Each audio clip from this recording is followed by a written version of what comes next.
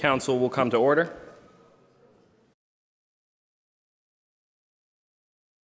Madam Clerk, please call the roll. Councillor Walsh. Present. Councillor Fenton. Present. Present. Councillor Perez. Present. Present. Councillor Whitfield. Absent. Councillor Govan. Absent. Councillor Allen. Present. Present. Councillor Brown. Absent. Councillor Hurst. Absent. Councillor Click-Bruce. Present. Present. Councillor Edwards. Present. Present. Councillor Curran. Present. Present. Councillor Davila. Absent. Councillor Letterman. Present. Will members and guests please rise and join us in a moment of silence?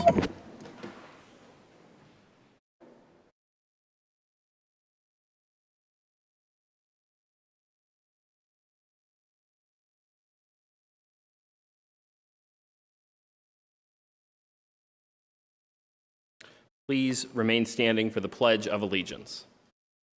I pledge allegiance to the flag of the United States of America and to the republic for which it stands, one nation, under God, indivisible, with liberty and justice for all. Please be seated. Before we proceed, let the record reflect that Councillor Perez is participating in the proceedings remotely. Madam Clerk, please call the first item. The first item is the transfer FY22 certified free cash to Neighborhood Enhancement Fund.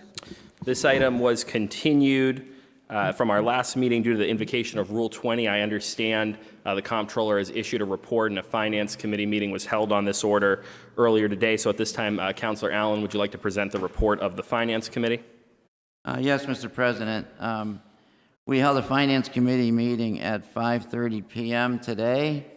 In attendance were Councilors Hurst, Whitfield, Govan, Davila, Walsh, Perez, and Fenton, and myself. There were two items. The first item is what we're talking about here, and that was the discussion of the Rule 20 analysis.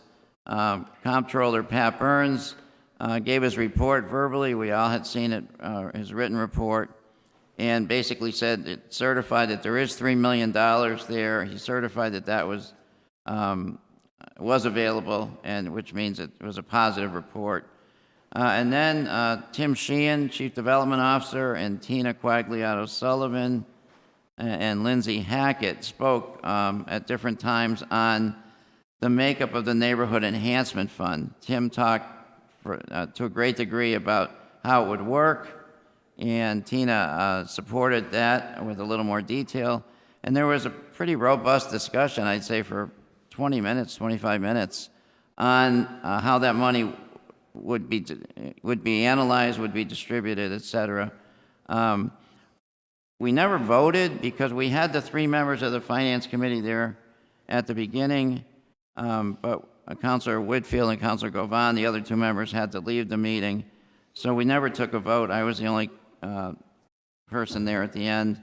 But everybody got a chance to ask their questions, answer their questions, and I believe it was a good report by the administration on both the financial side of it and also the usage side of it, the neighborhood side.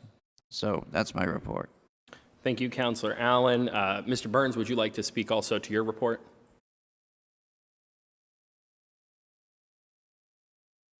Thank you, Mr. President. Patrick Burns, 90 Clement Street, Springfield. As Councilor Allen pointed out, I did certify the funds are available. I'd like to add to that the funds do expire due to the funding source being free cash on Friday, June 30th. So if action is not taken using that funding source, this amount is going to roll into next year's free cash calculation. And normally that figure isn't available for appropriation till mid to late November. Thank you, Mr. Burns. Are there any questions or deliberation amongst the council? Councilor Click-Bruce. Thank you, Council President. And it's probably a question for Councilman Allen or Mr. Burns.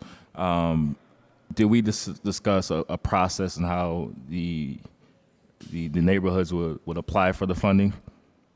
Yes, Mr. Sheehan is here. I'm sure he could describe it more than I could, but basically, yes, it went through the process for how it would be distributed. There's an analysis being done by the Pioneer Valley Planning Commission of all the neighborhood needs across the city. And requests could come from anyone in the neighborhood. Doesn't have to come from the neighborhood council, but it does need to come through the neighborhood council in order to go forward. But if you want more detail than that, I would request that Mr. Sheehan come up and be able to talk to that. Mr. Sheehan, could you step forward? And while he comes forward, Madam Clerk, can you please recognize Councilor Govan? Counselor Govan? Here. Present. Thank you. Mr. Sheehan. Thank you. The process ultimately would be that anyone could apply, but it would come through the neighborhood council or some other community representative, be it an elected official, be it businesses within the neighborhood, could also put forward a request for funding. Those requests would then go to the Neighborhood Services Department. The Neighborhood Services Department, in consultation with the Finance Department and with the respective department head, would then review the request, and the request would then be scored. And ultimately, if approved, awarded. We're not looking at this as a rolling application process. We're looking at it as having a specific deadline date.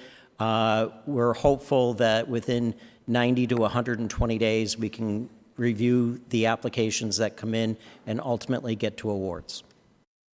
All right, thanks, Tim. And then another question, I guess, is there a certain amount for each neighborhood specifically, or it just doesn't matter? First come, first serve type of deal? Well, that was a significant part of the discussion within committee, because all of us recognize that $3 million is a pretty limited pool of funding. Hopefully, we'll be able to advance a pool of funding for neighborhoods going forward in future years, but we did not talk about a specific cap allocated to any particular program. All right, thank you. That concludes my comments. Thank you. Thank you, Councilor Click-Bruce. Councilor Govan. For being late, Mr. President. I think this project or this program, the Neighborhood Enhancement Fund, is a great idea. At the finance meeting, I said, I just wish it was more. But it's something that I think I was pleased by, is that this is not the only source of funding for these type of programs. We do have casino and eventually cannabis money coming, so that we could use them in the neighborhood councils. And I really like the idea of it going through the neighborhood council, because that's where I believe it's closest to the community.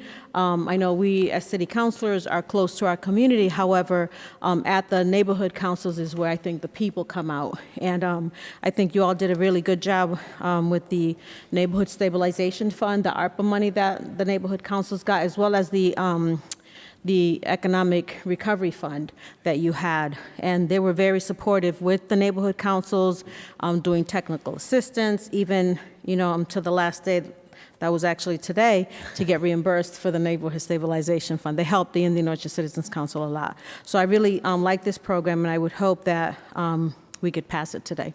Thank you, Mr. President. Thank you, Councilor Govan. Madam Clerk, can you please recognize Councilor Davila? Counselor Davila? Present. Present. Thank you, Madam Clerk. Are there any further questions or deliberation amongst the council relative to item 1? Councilor Allen? Councilor President Letterman, just a point of information. Will this need 9 votes or 7 votes? This will need 7 votes. 7 votes. Correct. So we have plenty of people here for 7 votes. I was concerned if we needed 9. 7 votes. Okay, thank you. Are there any further questions or comments amongst the council? Councilor Davila? Thank you, Mr. President. Good evening, Tim. We're back down already. Tim, thank you for your explanation on the Finance Subcommittee meeting today. It was a good meeting. But I do have one question that arose out of that committee, at least in my mind, sir. First, let me tell you that I think this is a good idea. It's a good project. And so you made a comment about making this program sustainable, correct? Making the program what? sustainable? Yes. Our thought process going forward is hopefully there'll be additional future allocations to this fund so that it can be an ongoing program for neighborhood development. Okay, would you mind, maybe, or maybe TJ, if he's here, shed some more light on that, because I ask, because it's, suddenly you guys are talking about making a program sustainable, when in the past, you guys tell us that whatever happens is one-time project, like, that is not, I just find that contradictory to what, everything that has been proposed, what you guys have said to us. Am I confusing you? I'm not understanding the question, Counselor. I'm very glad that you guys are going to try to make this sustainable, and I think it should be, don't get me wrong. But I do feel I have an obligation to ask, my good sir, because whatever we have suggested in the past, whether it's busing, whether it's property tax relief, we always have the same answer. It's non-sustainable. It's only one-time budget. It's irresponsible. It's shooting off the hips. And, you guys now are telling us that this idea, which, again, for the 100th time is a good idea, but you don't have a plan to make it sustainable. How is that different from, from what has been proposed before? I'm just trying to understand. Is it because you guys are proposing that makes it better? That's a finance question, Counselor. I think it would be better answered by finance. Yeah, that's what I thought you were going to say. Nobody from the finance here? Thank you, Tim. Hi, Counselor. Hi, Counselor. This is Lindsay. I'm here. TJ's Hi, not here. Lindsay. Thank you, Tim, for your answer. I appreciate you. Thank you. I didn't mean to walk away. I know. I'll stay here. Yeah, Lindsay, I'm just asking. I just feel obligated to ask that question because, I don't know if you need me to restate the question. That's the only question No, that I I have. understand what you're asking. And Counselor, it's our hope to be able to potentially add more funding to this program in the future. I certainly can't guarantee anything right now, but as you know, we do find funding for things. I'll give you an example: vehicle replacements, roads and sidewalks. So when we do have funding available, we understand the priorities of the city, and we do like to contribute when we can to these types of programs. So this is a program that we would, and I know, even TJ and the mayor said it last week, we would love to be able to continue to contribute to this program. Same thing with the tax relief, the interest that we're earning on the investment that we made, continued earnings on investments in that fund will go to providing tax relief. So we do the best we can to continue funding programs that we know are important, but I just can't give you any details or guarantees about this fund in the future at this point. Yeah. I think. Tim, do you want to say something? Go ahead. Tim, could you hold on 1 second, Councilor Davila? Sorry to cut in. Madam Clerk, can you recognize Councilor Brown? Counselor Brown? Present. Thank you. Victor, Councilor Davila, you have the floor. Thank you, Mr. President. I'm sorry, Tim, did you want to? Thank you, Counselor. I think one of the important things for the council to consider with regards to the sustainability of the program is the city undertakes so many projects within the neighborhoods on its own. This is actually carving up a portion of that, and a very, very small portion of it, to actually have some level of neighborhood control over what is done in terms of public improvements within a respective neighborhood. So, what we will clearly be able to identify is what the priorities of the neighborhoods are with regards to where the city should be investing its money. And, this fund going forward should be able to sustain itself just through the allocation of resources that would normally go to sidewalk improvements, to street improvements, and many other funding that the city just does on an annual basis. This is actually bringing the neighborhood into a process for a small portion of that money to have a little bit of influence over how that funding is allocated. No, I understand. And Tim, I thank you. I do hope that for next year, because I'm sure this is going to pass today, but for next year, that we have a more concrete idea as to what it is that is being done with a more concrete plan. I know you spelled out a mechanical process during the finance subcommittee. I wish that would have been explained to us then. So thank you for that explanation. Again, I think it's a good idea. I don't necessarily oppose it, but I did have some questions. And at the end of the day, it boils down to, in my opinion, to what are the priorities. We have suggested before, as I mentioned a little while ago, property tax. We have suggested, even now with the recent spate of violence and murders in the city, should that money be used instead to help control the violence in the city? Not to minimize the importance of the neighborhoods as well, of course, but they still have questions as to how equitable is going to be. And I just feel an obligation because oftentimes when we suggest something, we are accused of all kinds of things, of political stunts, we are accused of grandstanding, we are accused you talk too much, all kind of nonsense, disrespectful things. And, suddenly this is just a great idea, which it is, but, you come to us with no details, basically, and expect it to pass it. So what I'm saying to you is, I hope we can do better. Communication, something has been said before in this committee, in this city, in this wise and noble and humble body. Tim, I do thank you. Lindsay, I do thank you for your due diligence. And those are my questions, Mr. President. Thank you. Thank you, Councilor Davila. Madam Clerk, can you please recognize Councilor Hurst? Councillor Hurst. Present. Present. Thank you, Madam Clerk. Are there any further questions or is there any further deliberation amongst the body? Seeing none, without objection, Madam Clerk, please call the roll on approval of item 1. On approving the item, Councillor Walsh. Yes, Councillor Fenton. Yes. Yes, Councillor Perez. Yes.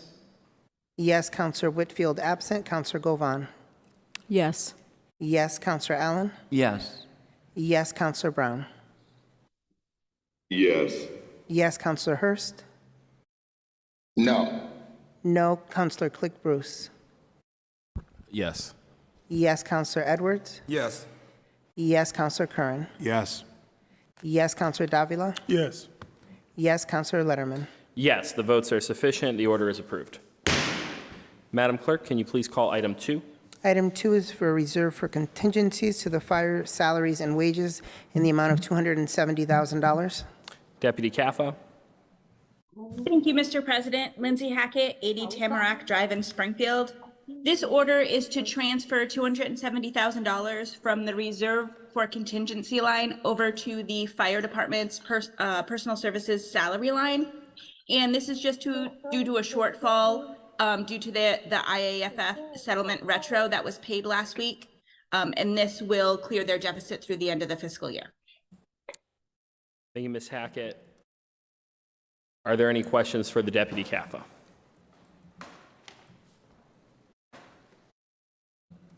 Councilor Allen? I would just add, thank you, I would just add that this was also discussed at the Finance Committee meeting at 5:30, and I don't believe there were any issues with it. I don't know if anyone spoke on it. It seemed acceptable to everyone. Thank you, Councilor Allen. Councilor Whitfield just sent me a message indicating she's attempting to log in. So consistent with our policy, I'm going to give a moment to see if she is able to log in to allow her to vote on this subject. While we sustain that, I do see her coming in now. Are there any further questions or deliberation amongst the body relative to item 2? And seeing none, Madam Clerk, can you please recognize Councilor Whitfield? Councillor Whitfield. Present. Present. Thank you, Madam Clerk. Seeing no further questions or deliberation at this time without objection, Madam Clerk, can you please call the roll on item 2? On approving the item, Councillor Walsh. Yes. Yes, Councillor Fenton. Yes. Yes, Councillor Perez. Yes. Yes, Councillor Whitfield. Can you just reiterate what item 2 is, please? Madam Clerk, can you please read the item? The item is item 2, reserved for contingencies to the fire salaries and wages in the amount of $270,000. Yes. Yes. Counselor Govan? Yes. Yes, Counselor Allen? Yes. Yes, Counselor Brown? Yes. Yes, Counselor Hurst? Yes. Yes, Counselor Click Bruce? Yes. Yes, Counselor Edwards? Yes. Yes, Counselor Curran? Yes. Yes, Counselor Davila? Yes. Yes, Counselor Letterman? Yes, the votes are sufficient. The order is approved. Madam Clerk, can you please call item 3? Item 3 is a petition for a stop sign on Sedgley Street. Is there anyone here to speak to this item? Hector Velez, 1956 Parker Street. Mr. Velez, the floor is yours. This petition is from the residents request a stop sign on St. Gelia Street to avoid accident. The visibility from Turnfell going down to St. Gelia, I think that's the pronunciation, I don't know how to say it, is very poor visibility, and they request a stop sign to avoid accident. This was on the Traffic Commission last June 7, and they recommend to the City Council to approve. Thank you, Mr. Velez. Are there any questions or deliberation amongst the council? Councilor Fenton?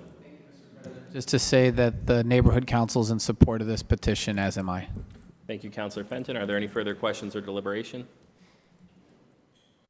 Seeing none, without objection, Madam Clerk, please call the roll on approving item 3.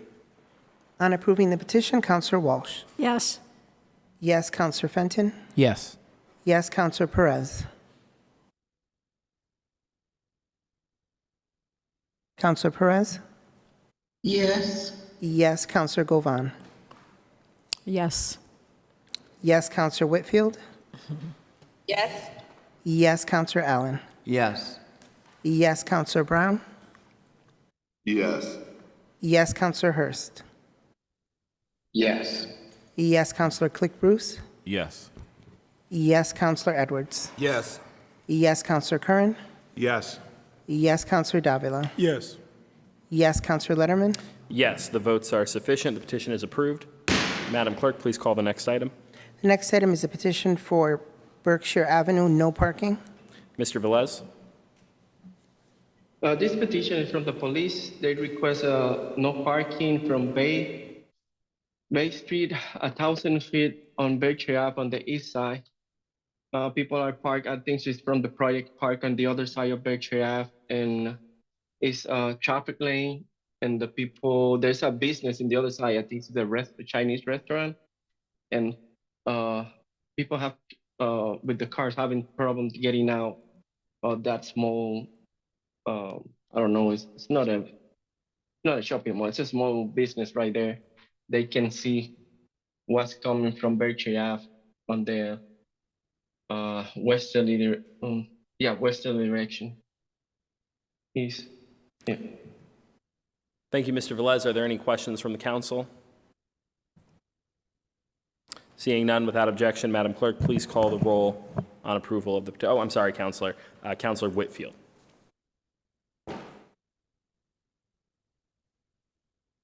Counselor Whitfield, the floor is yours on item 4.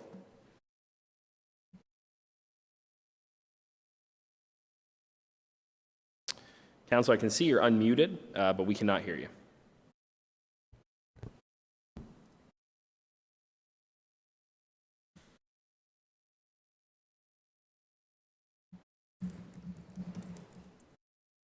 Counselor Whitfield?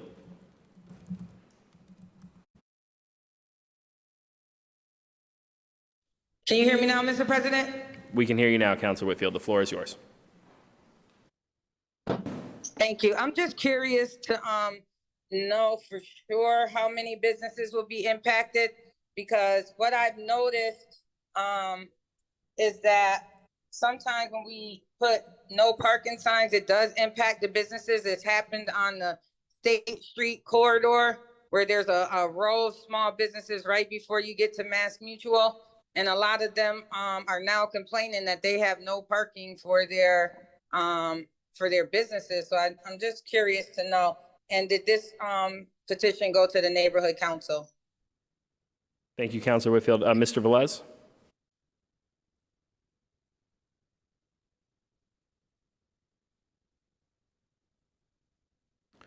Mr. Velez, can you speak to Councilor Whitfield's question? Can you hear me? We can hear you. Oh, the business that on Berkshire Ave have a parking lot. I think it's 3 business right there. They have their own parking lot. The problem with this is they are parking on the traffic lane. That's not a parking. They're taking a part of the traffic lane. And during the day and during the night. But the business have parking lots. This not affect the parking from the business. Okay, so it's right on the corner of Bay and Berkshire. Bay and Berkshire. Is it across the street from the Chinese restaurant? Is where you want to put the no parking signs? Yeah, across the park. Yeah, in front of the Chinese restaurant. Yeah. Oh, right in front of the Chinese restaurant. Okay. Yeah, but the Chinese restaurant have a parking lot right there. Yep. No, I'm familiar. I couldn't see it at first, but I know what you're talking about now. This been Did this a night. Sorry. Go ahead. No, go ahead. This has been 3 months. This is a trial regulation. It's not permanent. We try it for 3 months. The police requested. I don't know if the police say something to the neighborhood council. But the regulation is up 3 months ago, and it's working. The police at the traffic commission, they say there's no problem for now, but right now it's a trial. It's a trial regulation. It's not permanent. Okay, thank you. Thank you, Councilor Whitfield. Are there any further questions, or is there any further deliberation amongst the body? Seeing none, without objection, Madam Clerk, please call the roll on approval of item 4. On approving the petition, Councilor Walsh. Yes. Yes, Councilor Fenton. Yes. Yes, Councilor Perez. Yes. Yes, Councilor Whitfield. Yes. Yes, Councilor Govan. Yes. Yes, Councilor Allen. Yes. Yes, Councilor Brown. Yes. Yes, Councilor Hurst. Yes. Yes, Councilor Click Bruce. Yes. Yes, Councilor Edwards. Yes. Yes, Councilor Curran. Yes. Yes, Councilor Davila. Yes. Yes, Councilor Letterman. Yes, the votes are sufficient. The petition is approved. Madam Clerk, please call item 5. Item 5 is a petition for a crosswalk, City Hall Place. Mr. Velez? I think so. I don't know. It's gonna be someone from the building right there. What is the name of that building? Yes, I believe There's no one Sorry, Mr. Velez, I do believe Mr. Plotkin is present. Would you like to defer to him for the presentation? Yes, thank you very much. Yes. Certainly. Mr. Plotkin, please state your name and address for the record. My name is Evan Plotkin. My place of business is 1350 Main Street, Springfield, the Mass Live Building, and I live in Somers, Connecticut. The floor is yours.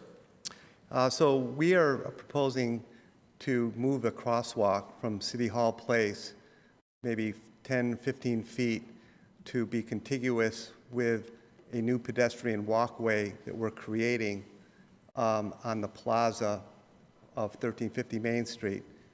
And so we have a GCA designed a plan for the plaza, which contemplates putting a drop-off parking in that plaza for a tenant that is going to be moving into the building that is going to be occupying over 40,000 square feet. So we have been challenged with a lot of vacancy the last 15 years in this building. We were fortunate to have this opportunity with a state agency to move their offices to the building. The contingency there was that they needed to have a way to drop off their clients, walk them to the building offices, come back, get in their car, and leave. So we had to make some space on our plaza for that to take place. We are going to be very careful in our design of the plaza to make it attractive and to maintain the pedestrian walkway. That's priority, number one. But to do that, we needed to move the crosswalk to be contiguous with the building and with our plan. So that's basically what we're doing. This effort will bring over 300 new employees into the downtown. And that's a really great thing for the building. It's great for the downtown. And looking forward to that happening. Thank you, Mr. Plotkin. Are there any questions from councilors? Councilor Walsh. Thank you for the explanation. I'm wondering what this does for your, the occupancy of your building. That's a great question. Thank you, Councilor Walsh. Let me just first of all say that in the 15 years that we have owned this property, our vacancy when we acquired 1350 Main Street was about 48% occupied. In a 350, roughly 1,000 square foot building, that's a lot of vacancy. That's almost double the amount of vacancy that is represented by 31 Elm Street across the park. We have had some successful years. We've had some lease up, but unfortunately, because of parking, that's the biggest impediment, because we have no structured parking, we have no surface parking. We have that issue. We've had some increases in occupancy, but today, as we speak, we're under 50% occupancy. So half the building next to this building is vacant. But you wouldn't know it because we don't board up the windows. It's a very active building. It's very lively. And I've done that for for the very reason to bring tenants to the building, to bring tenants downtown, to make an attractive place for people to work. So we have been struggling.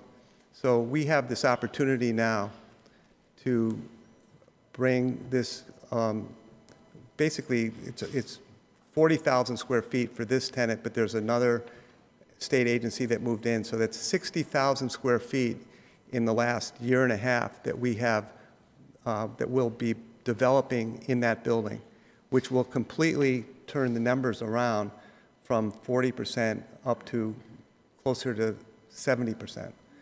And that actually makes the building start to make a profit. We have not had a profit in this building in all the years that I've owned it, or we have owned it. So we're looking forward to the cooperation and collaboration with this council, and to bring this. I think this is one of the most important economic development efforts that you can do in downtown, is to bring businesses to the downtown where there are bodies there that will, utilize the services, the restaurants and the businesses in the downtown, and start to create some foot traffic. And so that's our effort here. And simply all we need to do is create these parking spaces for drop-off for this tenant to sign a 10-year lease and to commit to the downtown. So that's... Well, thank you for sticking with Springfield. This sounds like this is important for your business and for the city, and I'm going to support it. Thank you very much. Thank you, Councilor Walsh. Are there any further questions from councilors or debate amongst the council? Seeing none, without objection, Madam Clerk, please call the roll on approval of the petition. On approving the petition, Councilor Walsh. Yes. Yes, Councilor Fenton. Yes. Yes, Councilor Perez. Yes. Yes, Councilor Whitfield. Yes. Yes, Councilor Govan. Yes. Yes, Councilor Allen. Yes. Yes, Councilor Brown. Yes. Yes, Councilor Hurst. Yes. Yes, Councilor Click Bruce. Yes. Yes, Councilor Edwards. Yes. Yes, Councilor Curran. Yes. Yes, Councilor Davila. Yes. Yes, Councilor Letterman. Yes, the votes are sufficient. The petition is approved. Madam Clerk, please call item 6. Item 6 is a petition for a crosswalk at Walnut Street. Is there anyone here to speak to this item? Mr. Velez?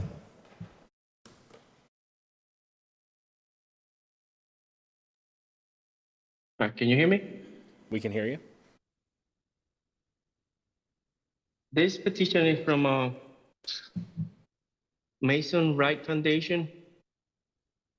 Mr. Alan Pope requests a crosswalk from the Mason Wright Foundation on Walnut Street across to the other side. There's a park or it's an empty lot that is part of the Mason Wright Foundation. There's no crosswalk going to the other side, and he's requesting a crosswalk in front of the building.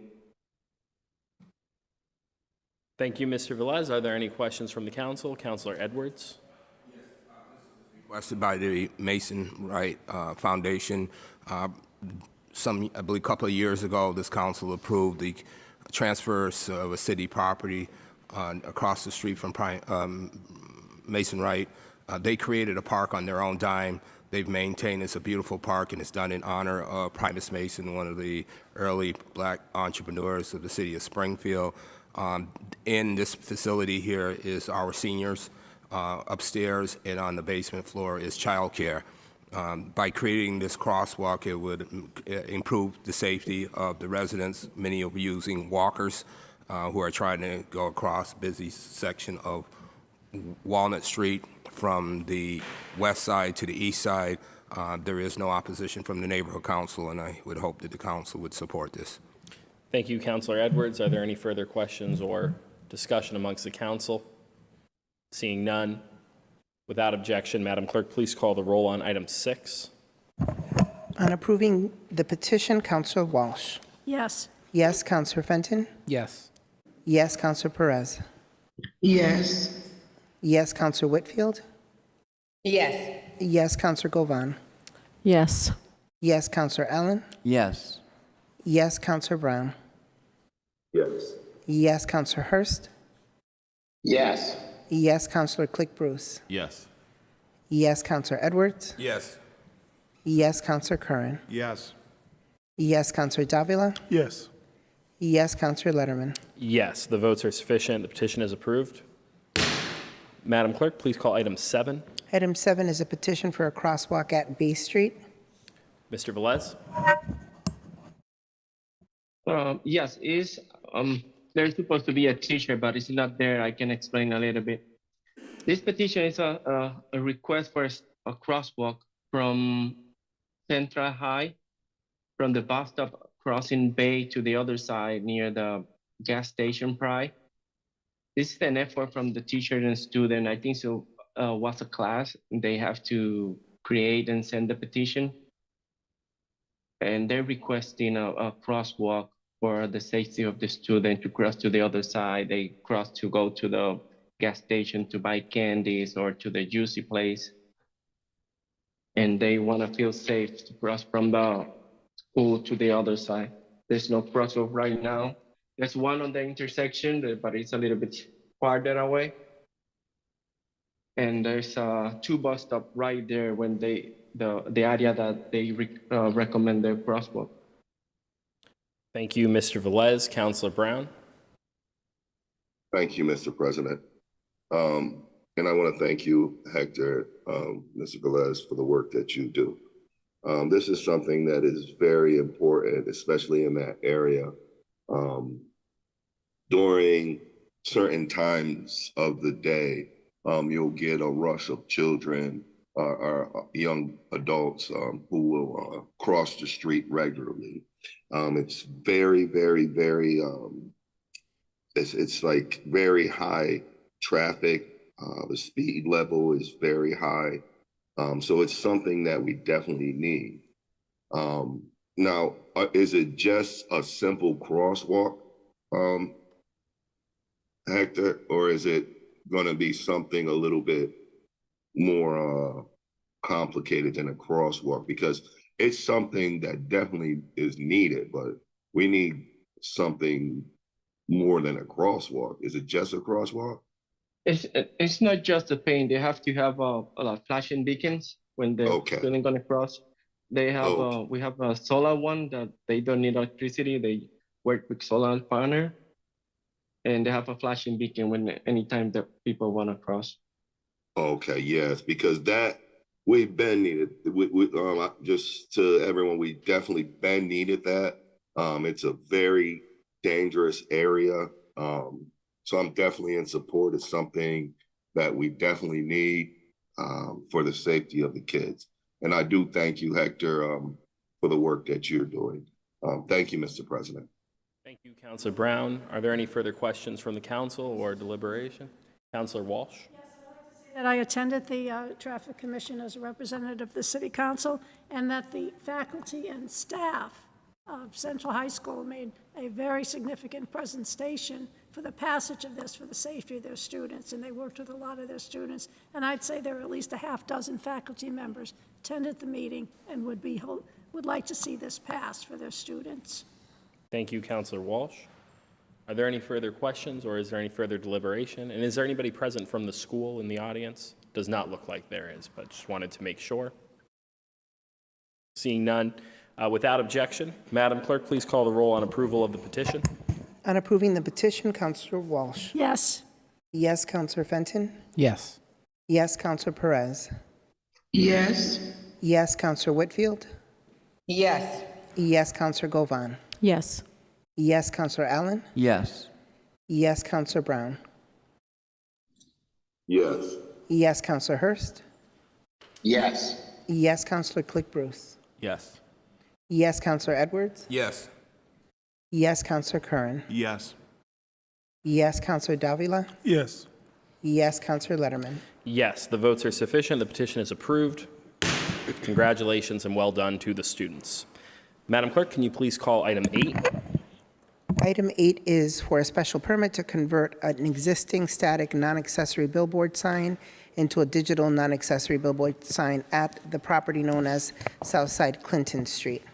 Thank you, Madam Clerk. This is a special permit hearing. Will be run in accordance with the rules of the Springfield City Council. Proponents will be given 20 minutes to present their special permit. Opponents will receive 20 minutes as well, and each side will be entitled to 5 minutes of rebuttal. At this time, I will declare that the public hearing is now open and recognize the proponent or the petitioner as the first proponent. Please state your name and address for the record. Thank you, Mr. Chairman. My name is Dan Finnegan. I'm an attorney with an office at 1500 Main Street in Springfield. I'm here on behalf of the petitioner, Lamar Central Outdoor LLC.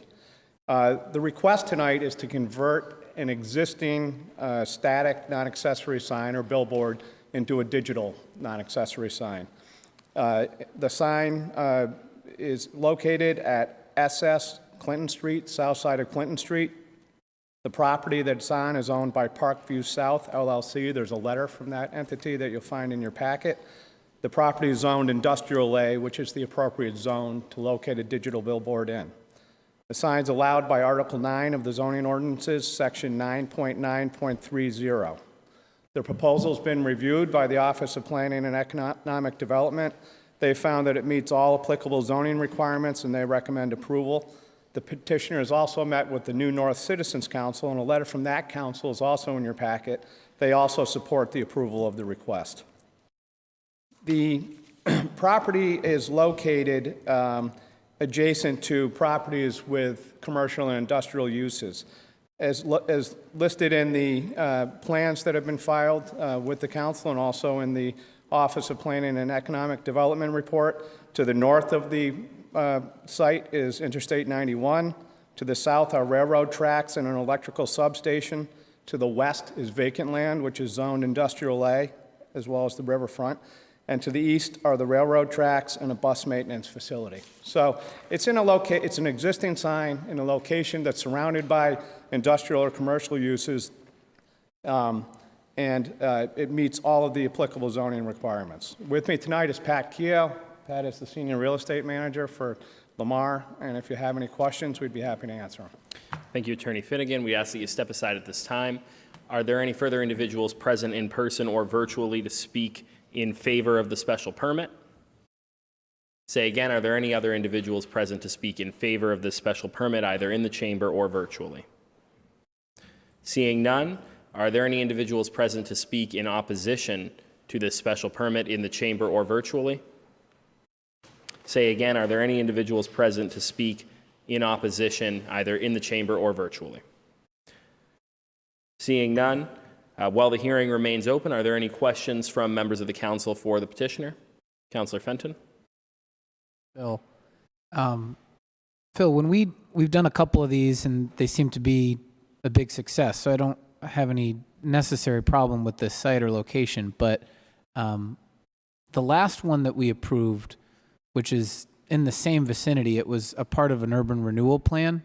And is this a part of that urban renewal district? No, it's not. The other one was located in the Wasson North Urban Renewal Plan, which is on the other side of Plainfield Street. So this area down by Avocado Street is not in an urban renewal plan. Thank you.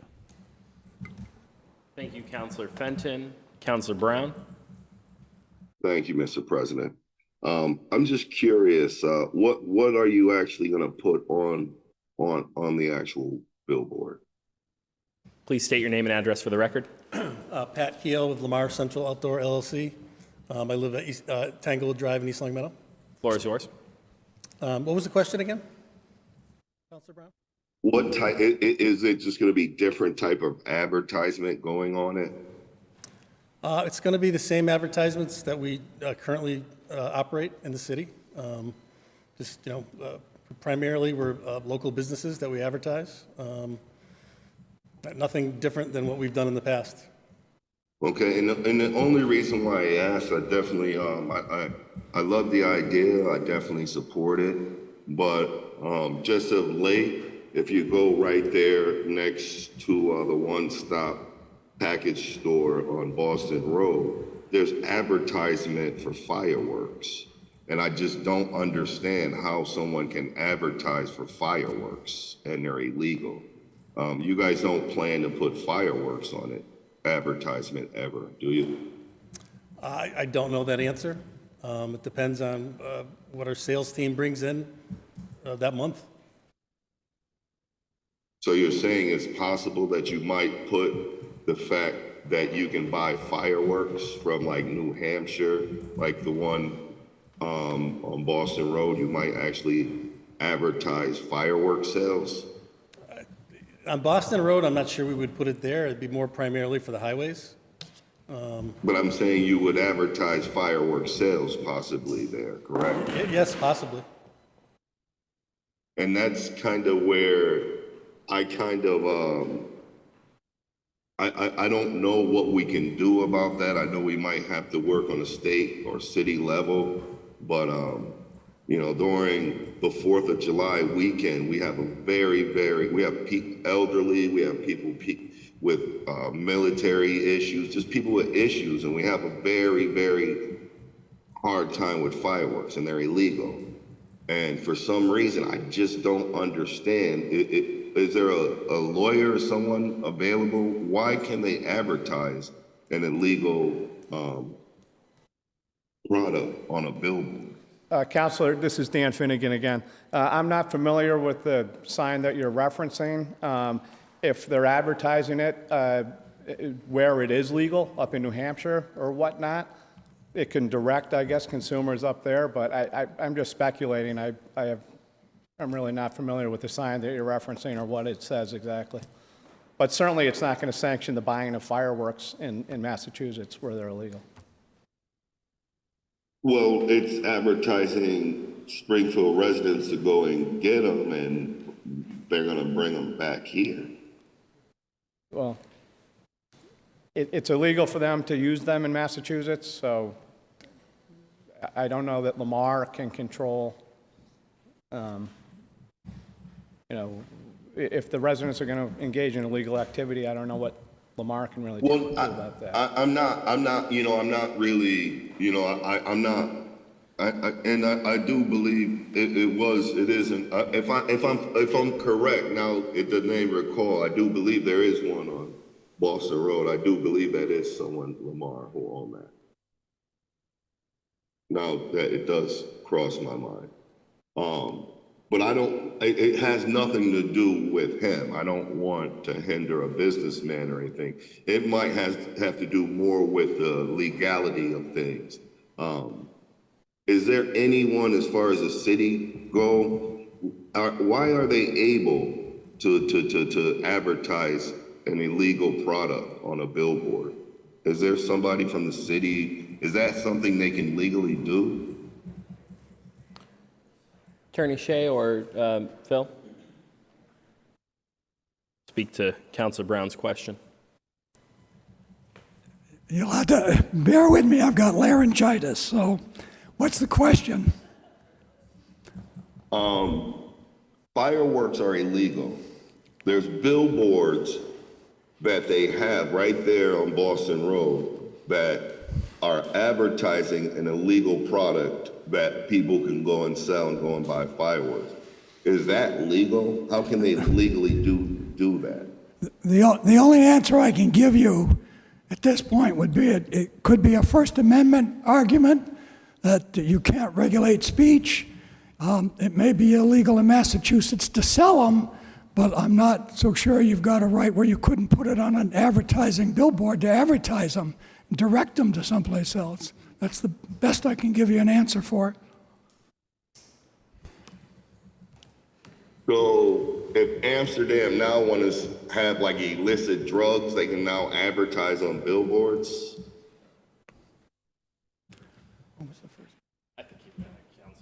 I mean, that makes no sense, but I don't want to hold up the proceeding. It's just, and I don't want to, like I said, once again, it doesn't really have too much to do with you guys, but as I believe it's something more legal that we have to look into. Thank you, Mr. President. Thank you, Councilor Brown. Councilor Edwards, followed by Councilor Click Bruce. Very quickly, I just wanted to know, is there a significant increase in the taxable liability for a static billboard versus a digital one? Pat, do you know whether or not? Yeah. What's the question again, please? The tax. The taxable liability, does it increase significantly when you switch from a static billboard to a digital? That'll all be up to the assessor's office, how they value it. Phil, could you answer that question, or are you familiar with exactly what I'm just trying to ask? I'm not saying I oppose the project going forward, but I know like an apartment building or any other commercial entity that operates in the city, isn't part of their assessment based on their income of the property itself, and would the increase? I'm not sure I can answer that. I don't know. Okay, it's not necessary to be answered tonight, but thank you. Thank you, Councilor Edwards. Councilor Click Bruce, followed by Councilor Davila. Thank you, Council President. It's more of just a comment and support of this. Lamar has been a good neighbor to our community and given free advertisement to local businesses. I'm a witness of that, so I'll be looking to support this because they stay to their word and supporting local businesses and promoting their business on their billboard. So thank you to the Lamar team and Mr. Cleo. Thank you. Thank you, Councilor Click Bruce. Councilor Davila. Mr. President, I do have a question to Lamar, if I may. Good evening, my good sir. How many billboards do you have throughout the city?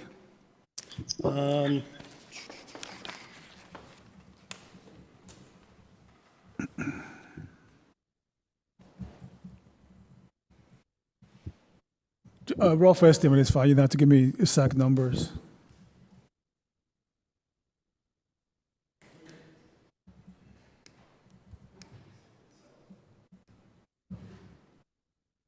I don't have the exact number with me, but it's Just a rough estimate. close to 100 signed faces. I'm sorry, 100? Close to 100 signed faces. Sign faces, okay. You know, I do concur with Attorney Shea about First Amendment issues with regards to advertising fireworks. But first, let me do say that I think this is an appropriate location for the billboard. I'm going to be voting for it. But I do take objection with a little bit of an objection with what Attorney Finneran said and what you kind of hinted to, sir.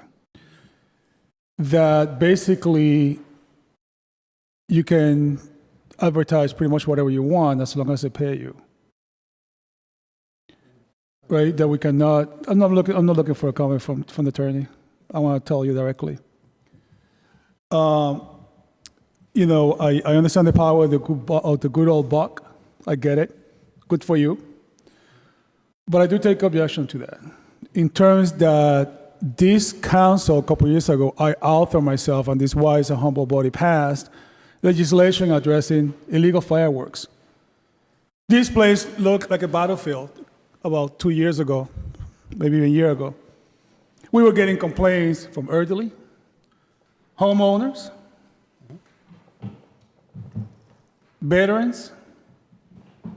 I myself was waking up 2 or 3 o'clock in the morning because they were going off near my house.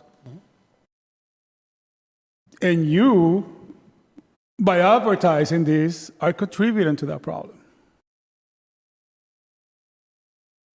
I tell you like that, straight, looking at the horse straight in the eyes. You have the right? I think you do. I think the Attorney Shea is legitimately correct that you do have, there's a First Amendment issues. But with 100 signs throughout the city, I hope that you will think very carefully how that's impacting us. We will. Because the whole purpose of advertising is to get business. And people are going to drive up there, they're going to buy truckloads, they're going to come down here. So, I know you have been a fairly good neighbor. I just want to tell you that myself directly, that I do take objection to that. Our city is not a battlefield, it's home. Thank you. Thank you, Mr. President. Thank you, Councilor Davila. Councilor Perez? I just want to say that the project was presented in the Neighborhood Council, New York Citizen Council. Many questions were addressed and concerning of the billboard. The council and the community was in approval, and I am in support of the project. Thank you so much. Thank you, Councilor Perez. Councilor Allen? Mr. President, Phil, I just have a technical question on it. There was a time in here where we didn't approve any digital billboards several years ago, and now we're seeming to do it. And I just wonder, are the restrictions or the images, how fast the images change, et cetera, that was a concern way back.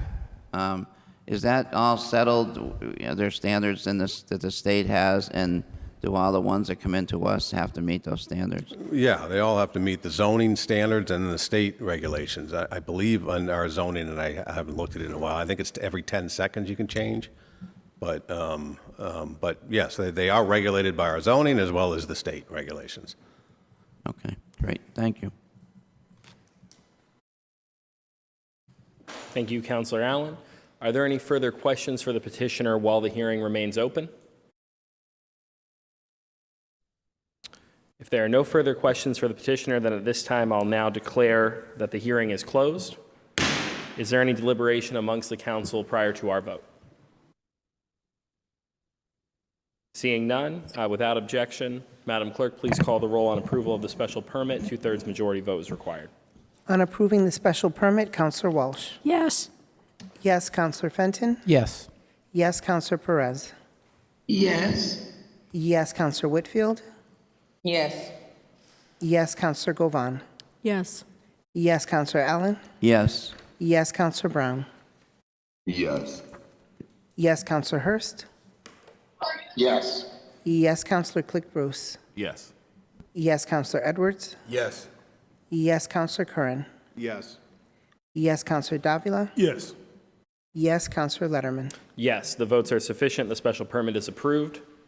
Councilor Walsh on the reasons. Councilor Fenton's Councilor Fenton on the reasons. The specific site is an appropriate location for such a use, structure, or condition. The use as developed will not adversely affect the neighborhood. Adequate and appropriate facilities will be provided for the proper operation of the proposed use, and we incorporate the planning staff analysis into our decision as the basis of the findings.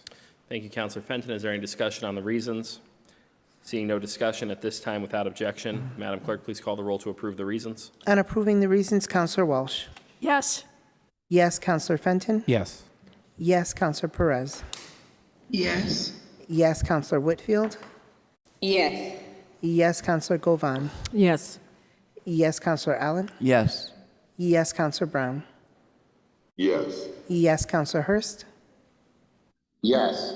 Yes, Counselor Click Bruce. Yes. Yes, Counselor Edwards. Yes. Yes, Counselor Curran. Yes. Yes, Counselor Davila. Yes. Yes, Counselor Letterman. Yes, the votes are sufficient and the reasons are approved. Madam Clerk, please call item 9. Item 9 is for a special permit for an accessory wall sign above the first floor of the properties known as 1055-1063 Main Street. Thank you, Madam Clerk. Is the petitioner present? I am. It's Jacqueline Johnson from Caring Health Center, Chief Operations Officer. Good evening, everyone. Thank you, Ms. Johnson. I'll now declare that the public hearing is open. This public hearing will be run with the same rules. As previously stated, the proponents of the special permit will receive 20 minutes. Opponents will be entitled to the same. Each side will be entitled to 5 minutes at this time of rebuttal. At this time, Ms. Johnson, I'll recognize you as the first proponent, and the floor is yours. Thank you so much. Like I said, Jacqueline Johnson from Caring Health Center, Chief Operations Officer. We are requesting the opportunity to install accessory wall signs, which are basically the 4 banners above our 1049 Main Street property, above the first floor, that indicate the services that we offer at our parent site, along as also at the other sites that we also offer services, to be able to really capture the patients that really need access to these healthcare services in the city, and making sure that people can visually see the services that we offer. Thank you, Ms. Johnson. Does that conclude your remarks? It does. Thank you. Thank you very much. Are there any further individuals present in person or virtually to speak in favor of this special permit? Say again, are there any further individuals present in person or virtually to speak in favor of the special permit? Seeing none, are there any individuals present to speak in opposition to this special permit, either in the chamber or virtually? Say again, are there any individuals present here to speak in opposition to the special permit? Seeing none, while the hearing remains open, are there any questions from members of the council for the petitioner? Councilor Fenton? Oh, that's fine too. Oh, thank you. Phil, so these signs describe the services that are being provided in the facility, and I guess I really appreciate the work that this organization does, and they keep the building looking really nice.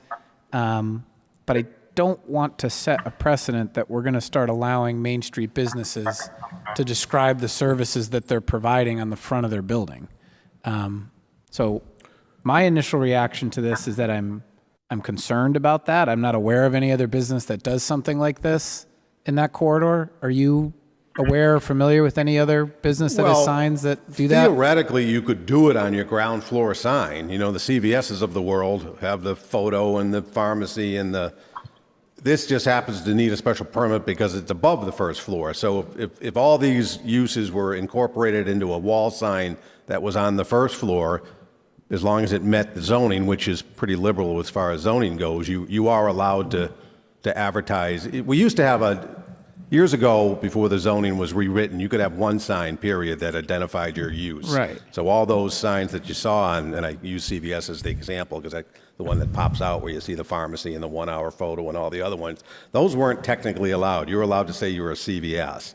When the zoning ordinance was redrafted, it was crafted in a way to allow more additional signage to describe what the CVS's and the Walgreens of the world do. So theoretically, if this was on one side on the first floor, it would be allowed by right, as long as it was in the size guidelines. I see. These happen to be above the first floor, which had banners there, but the banners didn't have lettering on it. As soon as you put letters on it, you become a sign. So it's, you know, it could be done, but ultimately anything above the first floor triggers a special permit. Got it. Okay, so after getting that feedback from Phil, I'm comfortable with it. You're right. The extent to which CVS is utilizing first floor signage to describe what they're doing, this really isn't that different, except it's on the second floor. So I'll be supporting this. Thank you, Counselor. Counselor Brown? Thank you, Mr. President. I just wanted to reach out with Mrs. Johnson, Jacqueline, and I'll tell you, you're doing a great job. You did an excellent presentation, and keep up the good work. Thank you, Mr. Well, President. thank you so much. Thank you. Thank you, Councilor Brown. Councilor Perez. Yes, I just want to say that this is well needed. I get so many calls for services when it comes from the health perspective. I think if we have signs indicating other matters for advertisement, advertising health and the type of programs they have is very well needed. And again, thank you to the Caring Health Center for the great job they do day by day. And I will be in support of this project. Thank you, Councilor Perez. Councilor Whitfield. Thank you, Mr. President. Jacqueline, I just want to say great presentation. I'm agreeing with Councilor Perez. There are certain examples of when we wouldn't need a sign that offer services. This is not one of them. We should know if there's mental health services, if there's pediatric services, if there's, you know, I can't think of the name for elderly services, so I'm just say elderly services. All the services that are provided, even when we're at the heart of COVID and you guys was dead smack in the middle of it, you did a great job. The signs would have helped, you know, people know where to go and things like that. So I think that this, if we're going to support any type of signs, it needs to be signs that help the community get to where they need to go. My question for you, Jacqueline, is will it be in English and Spanish? So the way they're established right now, thank you so much. They will say counseling, dental, medical, and wellness. And the goal is that even if we can attract them in by that, because we only have one banner per service, that even if we can get them in, the level of interpretation services that we offer in person, not only by, you know, like we are one of the largest that offer in person, that we can sort of advocate. The goal is to get them in to say, we're here for you. We want to offer you these services, and then take it from there. And because our symbols are pretty universal, the goal is that if we can attract them by the symbols and also now the wording, that they'll come in and we can offer the city and the folks that really need our help, what we can offer. No, that's fantastic. And I know that just from going there, that you do have translation services and things that folks need to get the help that they need. So if there's any other sign that I would approve, this would be the one. Getting our folks the services that they need in the area that is really, really needed is a great way to use a billboard, in my opinion. So I will be supporting this, and thank you for all the work that you do in the community. Thank you. Thank you, Councilor Whitfield. Are there any further questions while the hearing remains open? Councilor Walsh. To say that I agree with my colleagues that this is certainly a well-established business that helps a lot of people, and that this sign will help their clientele and will also help the business. And I would like to think that we are pro-business, especially with an established business. So I will also be supporting it. Thank you, Councilor Walsh. Are there any further questions for the petitioner while the hearing remains open? Seeing none, without objection, I'll now declare that the public hearing is closed. Is there any deliberation amongst the body prior to our vote? Seeing no further deliberation at this time, without objection, Madam Clerk, please call the roll on approval of the special permit. 2/3 majority vote is required. On approving the special permit, Councilor Walsh. Yes. Yes, Councilor Fenton. Yes. Yes, Councilor Perez. Yes. Yes, Councilor Whitfield. Sorry, yes. Yes, Councilor Govan. Yes. Yes, Councilor Allen. Yes. Yes, Councilor Brown. Yes. Yes, Councilor Hurst. Yes. Yes, Councilor Click Bruce. Yes. Yes, Councilor Edwards. Yes. Yes, Councilor Curran. Yes. Yes, Councilor Davila. Yes. Yes, Councilor Letterman. Yes, the votes are sufficient. The petition is approved. Councilor Fenton on the reasons. The specific site is an appropriate location for such a use, structure, or condition. The use as developed will not adversely affect the neighborhood. Adequate and appropriate facilities will be provided for the proper operation of the proposed use, and we incorporate the planning staff analysis into the decision as the basis of our findings. Is there any discussion on the reasons? Seeing none, without objection, Madam Clerk, please call the roll to accept the reasons. On accepting the reasons, Councilor Walsh. Yes. Yes, Councilor Fenton. Yes. Yes, Councilor Perez. Yes. Yes, Counselor Whitfield. Yes. Yes, Counselor Govan. Yes. Yes, Counselor Allen. Yes. Yes, Counselor Brown. Yes. Yes, Counselor Hurst. Yes. Yes, Counselor Click Bruce. Yes. Yes, Counselor Edwards. Yes. Yes, Counselor Curran. Yes. Yes, Counselor Davila. Yes. Yes, Counselor Letterman. Yes, the reasons are approved. Madam Clerk, please call item 10. Item 10 is for a special permit for motor vehicle sales as an accessory use at the property known as 466 Main Street in Indian Orchard. Is the petitioner present? Please step forward. So, special permit hearing will be run in accordance with the same rules as previously stated. Proponents of the special permit will receive 20 minutes to testify in favor of the special permit. Opponents will be given the same right at 20 minutes. Each side will be entitled to 5 minutes of rebuttal. At this time, I will declare that the public hearing is open and recognize the petitioner as the first proponent. Sir, can you please state your name and address for the record? My name is Luis Rojas, 466 Main Street, Indian Orchard, Massachusetts. And your name, sir? Luis Rojas Gonzalez. The floor is yours. You can present your permit application. So you can feel free to tell the council a little bit about your application, what you're seeking today. I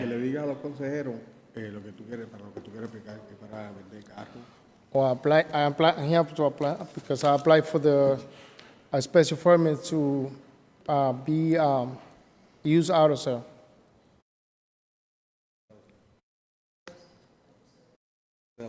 As a sale. Sorry, my English. That's all right. And you're welcome to speak also through an interpreter if you have one. Certainly that's allowable as well. He especially Sir, could you just state your name and address for the record as well? My name is Jose Garcia, 466 Main Street, Indian Orchard. Absolutely. And he's applying for motor vehicle sale, used motor vehicle sale. That's what he's applying for. Okay. And do you wish to present anything further in support of your special permit application tonight? Excuse me? Do you wish to present anything further to the council? Do you have any other statements you would like to make or any other information you would like to share while the hearing is open? ¿Tiene algún un statement que tú quieres decir más? ¿O no? No. Okay. So at that point, we would ask that you step aside. Thank you. Thank you. And are there any further individuals present who wish to speak in favor of the special permit? Say again, are there any individuals present in the chamber or virtually who wish to speak in favor of the special permit? Seeing none, are there any individuals present to speak in opposition to the special permit, either in the chamber or virtually? Say again, are there any individuals present to speak in opposition, either in the chamber or virtually? Seeing none at this time, are there any questions from members of the City Council? Councilor Govan?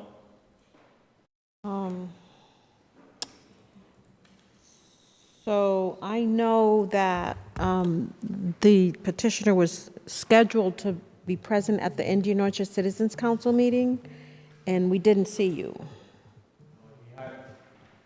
Oh, sir, if you're going to respond, we'd ask that you step forward to the podium and speak directly into the microphone. Okay. He had a family evasion and he had to travel out of the country. I went myself that day there, but they had an issue with the electric, so the place was closed. So I cannot inform the person that he was not going to be able to show up on the meeting because he had a family emergency in DR. Yeah, because the board was looking forward to the presentation to learn more about what was going on. So what is currently at 466 Main Street? I can't remember. Excuse me? What business is there now? Right now it's an automobile, sells automobile, but he's buying the key, but he's applying also for the license so he can be able to sell car Okay. also. Yeah. Mr. President, I think I'd like for them to be able to come to the council meeting to talk to the community, if it's okay with you guys. Not a problem. Our meeting is the second Wednesday of the month at 6 o'clock. The second Wednesday? So I want to say it's July 14th. Let me check. Julio 14. At what time? It's 6 p.m. No, I'm sorry, it's July 12th, July 12, Julio 12. 6 p.m. A las 6 de la tarde. Tiene que ir la presente allí. Okay. Okay, thank you. Thank you. That's my only request, Mr. President. Thank you, Councilor Govan. Are there any further questions while the hearing remains open? Councilor Edwards, followed by Councilor Davila.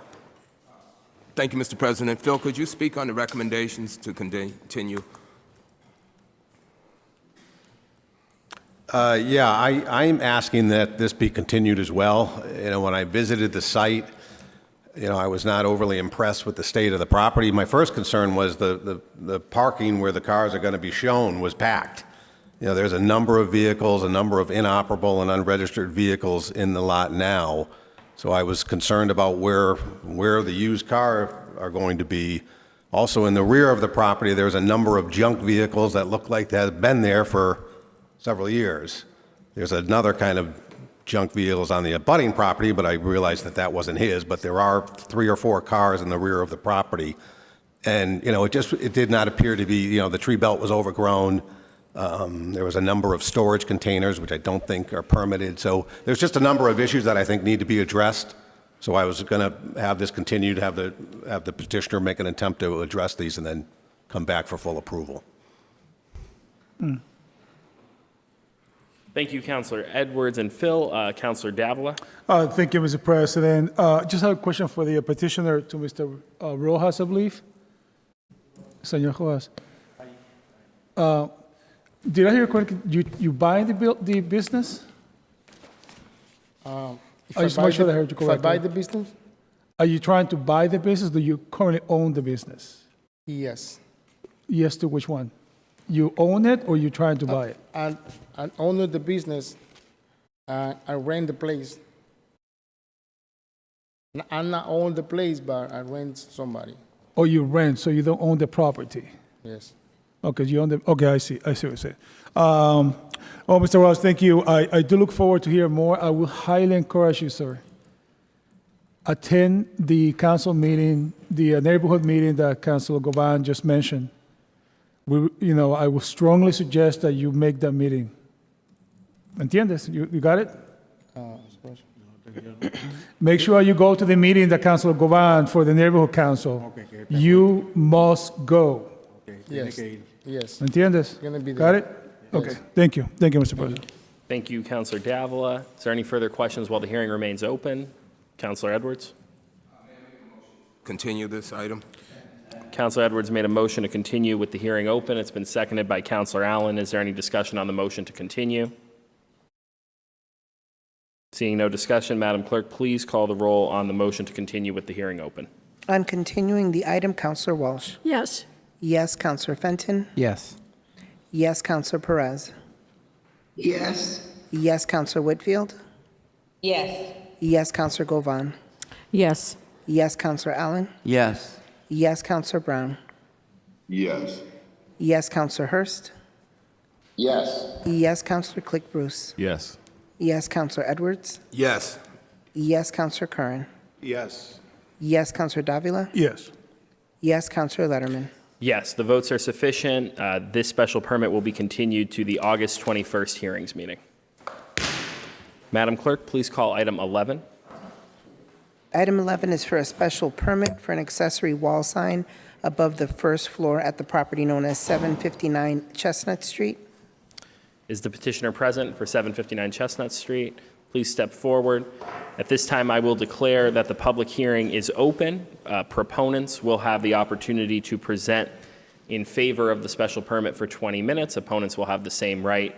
Each side is entitled to 5 minutes of rebuttal. At this time, we'll recognize the petitioner. Please state your name and address for the record. My name is Gunnar McCormick. My place of business is Agnoli Sign Company, 722 Worthington Street. I live in Longmeadow. Floor is yours. I'm representing Bay State Health tonight. We are proposing a non-illuminated set of letters on the main hospital building at 759 Chestnut Street. It's on a wing of the Daily building and facing the garage and Medical Center Drive. It's above the first floor, so that's why it requires a special permit. They're doing this in honor of renaming that wing. And there was a representative from Bay State. Speak more on that. Please state your name and address for the record. Hi, Scott Berg, 759 Chestnut Street, work for Bay State Health, residence Holland, Massachusetts. A little background on this special request. We opened a brand-new emergency, or actually operating rooms and interventional procedural suites, about 80,000 square feet in March. Big investment into the city, state-of-the-art care at Bay State Health, including 24 new operating rooms, 8 heart and vascular and neurology interventional rooms, and 80 prep and recovery bays. In doing so, we requested a grant from the Irene E. and George A. Davis Foundation, and as they often do, they supported this wholeheartedly. And in recognition of their gift, we asked the family if we could rename the South Wing, which was really a temporary name, in honor of this gift. And what they chose to do is rename it after their deceased brother, Robert S. Davis. And so we've renamed it, and we'd like to put on the exterior of the former South Wing, the Robert S. Davis Wing. Thank you very much. At this time, are there any further individuals present in person or virtually to speak in support of the special permit? Seeing none, are there any individuals present to speak in opposition to the special permit, either in the chamber or virtually? Seeing none, at this time, are there any questions from members of the council while the hearing remains open? Councilor Walsh? I just want to clarify, did you say you wanted to rename the Daly Building? Is that what I heard you say? No, it's the South Wing will be named the Robert S. Davis Wing. Okay, so because I knew Michael Daly, No. and I would not vote to take his name off of anything. So Yeah. I just wanted to be clear of what you were asking us to do. Sure. Thank you, Councilor Walsh. Are there any further questions while the hearing remains open? Councilor Davila? Thank you, Mr. President. Good evening, sir. Just a good question. I see that it's going to be renamed the Davis Wing. Did you say that's going to be facing, I'm looking at the paperwork here, that's going to be facing the parking lot? Is that right? Yeah, the best way we're looking, if you're coming right into the main entrance, the daily entrance, Yeah. it'll be straight up to the right-hand side in that building. So it'll be facing the parking lot and the parking garage. I see. Now, is that going to be a billboard, or is that going to be like in part of the actual, on the Part of building? the actual structure. Oh, okay. Part Yeah, of the individual letters on the structure. actual- and that's going to be non-illuminated? Correct. Okay. So it's basically like the other ones you have. I think I've seen something Right. else in that. Yeah, there's nothing there right now, but again, it's not going to be illuminated, it's not facing any neighborhoods. Right. The only visual will be from the parking lot at Bay State. No, I know it's not. I know it's not there right now. I know that, but I'm saying I think I've seen something like this throughout the hospital before. The same concept. Okay. It's more okay. All right. All right. Thank you. That's all my questions. Thank you, Mr. President. Thank you, Councilor Davila. Are there any further questions for the petitioner while the hearing remains open? Seeing none, without objection, I'll now declare that the public hearing is closed. Is there any deliberation amongst the council prior to our vote? Councilor Fenton? President, just want to say that the Atwater Park Civic Association is in support of this sign, as am I, and it's not something that's visible from Springfield Street. Thank you, Councilor Fenton. Is there any further deliberation amongst the body prior to our vote? Seeing none, without objection, Madam Clerk, please call the roll to approve the special permit. 2/3 majority vote is required. On approving the special permit, Counselor Walsh. Yes. Yes, Counselor Fenton. Yes. Yes, Counselor Perez. Yes. Yes, Counselor Whitfield. Yes. Yes, Counselor Govan. Yes. Yes, Counselor Allen. Yes. Yes, Counselor Brown. Yes. Yes, Counselor Hurst. Yes. Yes, Counselor Click Bruce. Yes. Yes, Counselor Edwards. Yes. Yes, Counselor Curran. Yes. Yes, Counselor Davila. Yes. Yes, Counselor Letterman. Yes, the votes are sufficient. The petition permit is approved. Councilor Fenton on the reasons. Appropriate location for such a use, structure, or condition. The use as developed will not adversely affect the neighborhood. Adequate and appropriate facilities will be provided for the proper operation of the proposed use, and we incorporate the planning staff analysis into the decision as the basis of our findings. Is there any discussion on the reasons? Seeing none, without objection, Madam Clerk, please call the roll on approval of the reasons. On approving the reasons, Counselor Walsh. Yes. Yes, Counselor Fenton. Yes. Yes, Counselor Perez. Yes. Yes, Counselor Whitfield. Yes. Yes, Counselor Govan. Yes. Yes, Counselor Allen. Yes. Yes, Counselor Brown. Yes. Yes, Counselor Hurst. Yes. Yes, Counselor Click Bruce. Yes. Yes, Counselor Edwards. Yes. Yes, Counselor Curran. Yes. Yes, Counselor Davila. Yes. Yes, Counselor Letterman. Yes, the votes are sufficient. The reasons are approved. Thank you. Madam Clerk, please call item 12. Item 12 is for a special permit to operate a drive-up service window at the properties known as East Side East Columbus Avenue, South Side Wilcox Street, and North Side Williams Street. At this time, I will declare that the special permit hearing is open. Proponents will be allowed 20 minutes to present testimony in favor of the special permit. Opponents will be entitled to the same amount of time. Both sides will be entitled to 5 minutes of rebuttal. This time, we'll recognize the petitioner as the first proponent. Please state your name and address for the record. Good afternoon, councilors. My name is Seth Stratton. I'm an attorney with Fitzgerald Law with offices at Monarch Place in Springfield. I'm here on behalf of petitioner 180 redevelopment. With me here tonight, will be joining in the presentation is Rob Levesque of Levesque Associates, the engineer for the project, and he'll address the site plan and the traffic flow. Also with us here tonight is Paul Pignelli and Fran Cataldo, the owners of 180 Redevelopment, who are the developers for this project. Finally with us tonight is Marcelino Alejandro. Marcelino is the Senior Training General Manager for Panera here in New England. This is an exciting new development. This is a Panera Bread fast casual bakery cafe with outdoor seating and a drive-through on East Columbus. We are here tonight because a special permit is required for a drive-through operation under the city's zoning bylaws. The site is between Williams and Wilcox on East Columbus. The site is very visible and is a gateway to downtown Springfield. The owners have been very patient to get the right tenant for this key spot on East Columbus and have turned down many other uses. The prior use of the property included an Italian sandwich shop, a used tire store, and an auto repair facility.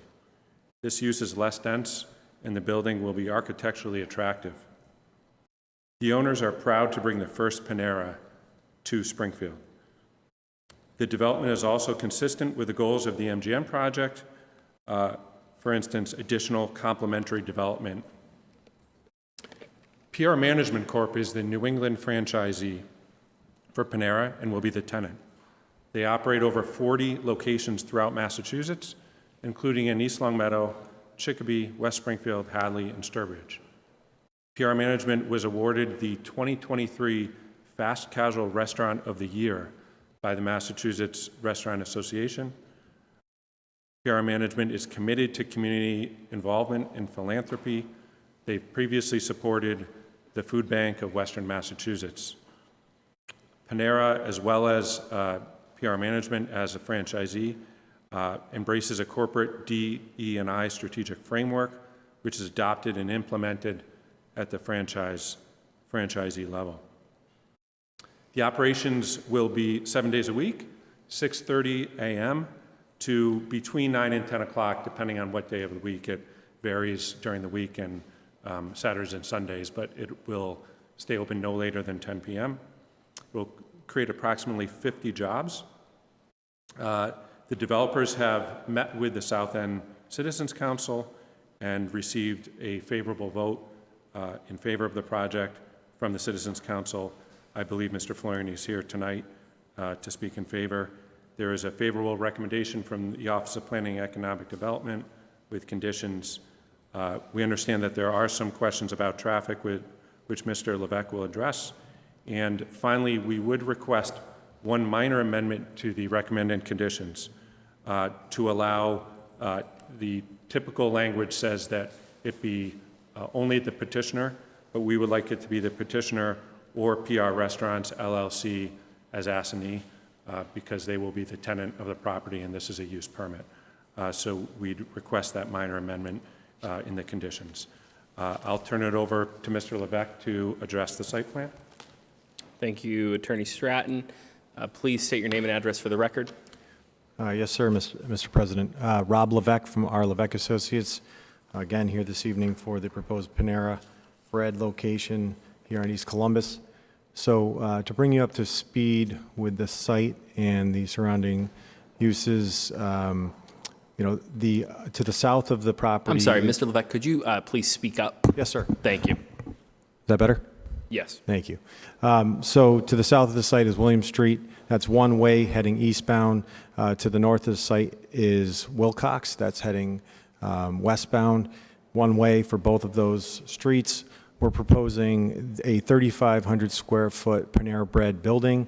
Within the site, we have circulation around the entire building. In general, the traffic circulation will head in a what I'll call a counterclockwise motion to access the ordering kiosk and pickup window. We did work with your planner with regard to the circulation on the site. We are reducing the number of curb cuts on the subject property significantly. There were a number of curb cuts for the former uses. We've gone to one curb cut off of East Columbus. We've also have a curb cut off of Williams that you'll see, and then one off of Wilcox to the north. Those are all two-way traffic. It allows us to have a number of options getting in and out of the site. While we're showing on our site plan that we provide 8 stacking spaces, the reality is within the site we can accommodate up to 20 plus stacking spaces, not only to the east of the building, but also to the south of the building. Those drive aisles can also accommodate additional cars. We have had a traffic study conducted by McMahon Associates, now a Bowman company. They've provided the detailed analysis of the surrounding land uses, streets, et cetera, and found that there's no major impact to the surrounding uses or the surrounding streets or intersections.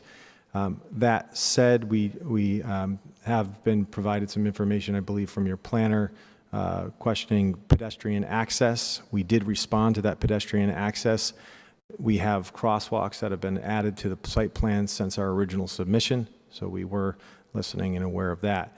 So we have site circulation for pedestrians around the perimeter of the property as well as to and from the proposed restaurant. Be happy to answer any questions through the president that you may have. Thank you, Mr. Levesque. At this time, we'd ask that you step aside. Are there any further individuals present to speak in favor of the special permit tonight? Mr. Florian, please state your name and address for the record. Good evening. Leo Florian, president of the South End Citizens Council. And going back, like you said, we did have a meeting, went over the plan. That's a property that's been vacant for a number of years. And to see this project come in, it was very exciting to hear. We got a lot of development going on in the neighborhood, and this just is another piece to help us complete the puzzle.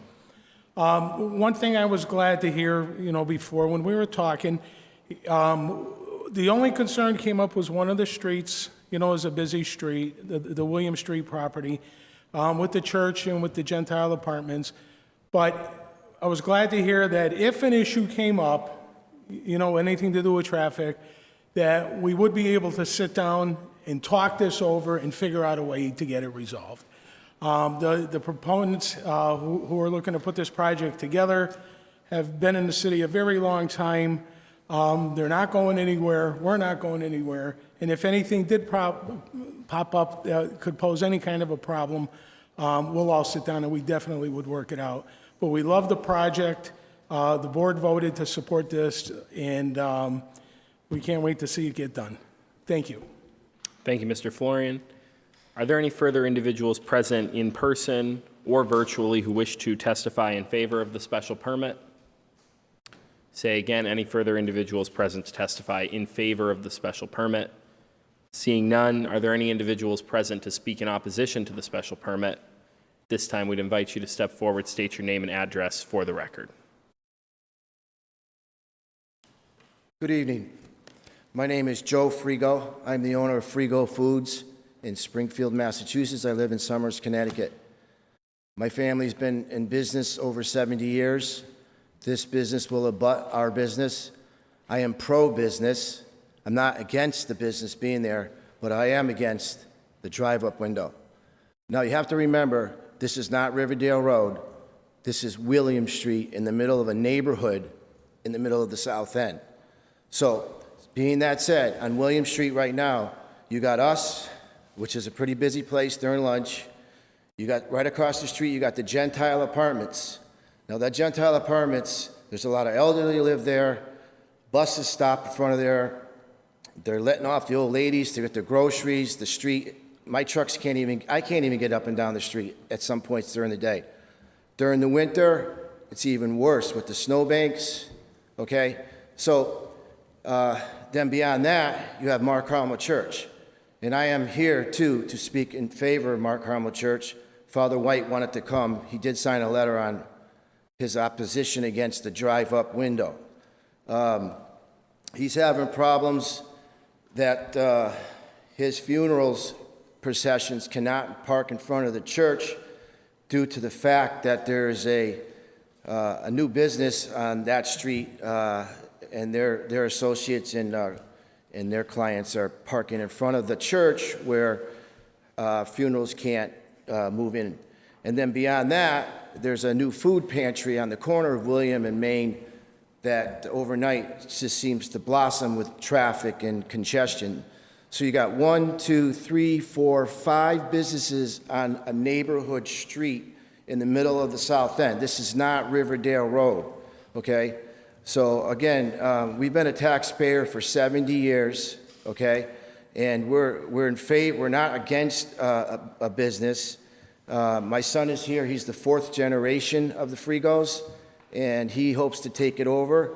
I'm also a member of the South End Business Association, so I'm a businessman. I've been working the store for over 40 years. I know the neighborhood. I'm there 6 days a week, shoveling snow, picking weeds, cleaning my property. And I know the feel of the street. I know it. I live it every day. And so when there's an emergency, so I've tried to say that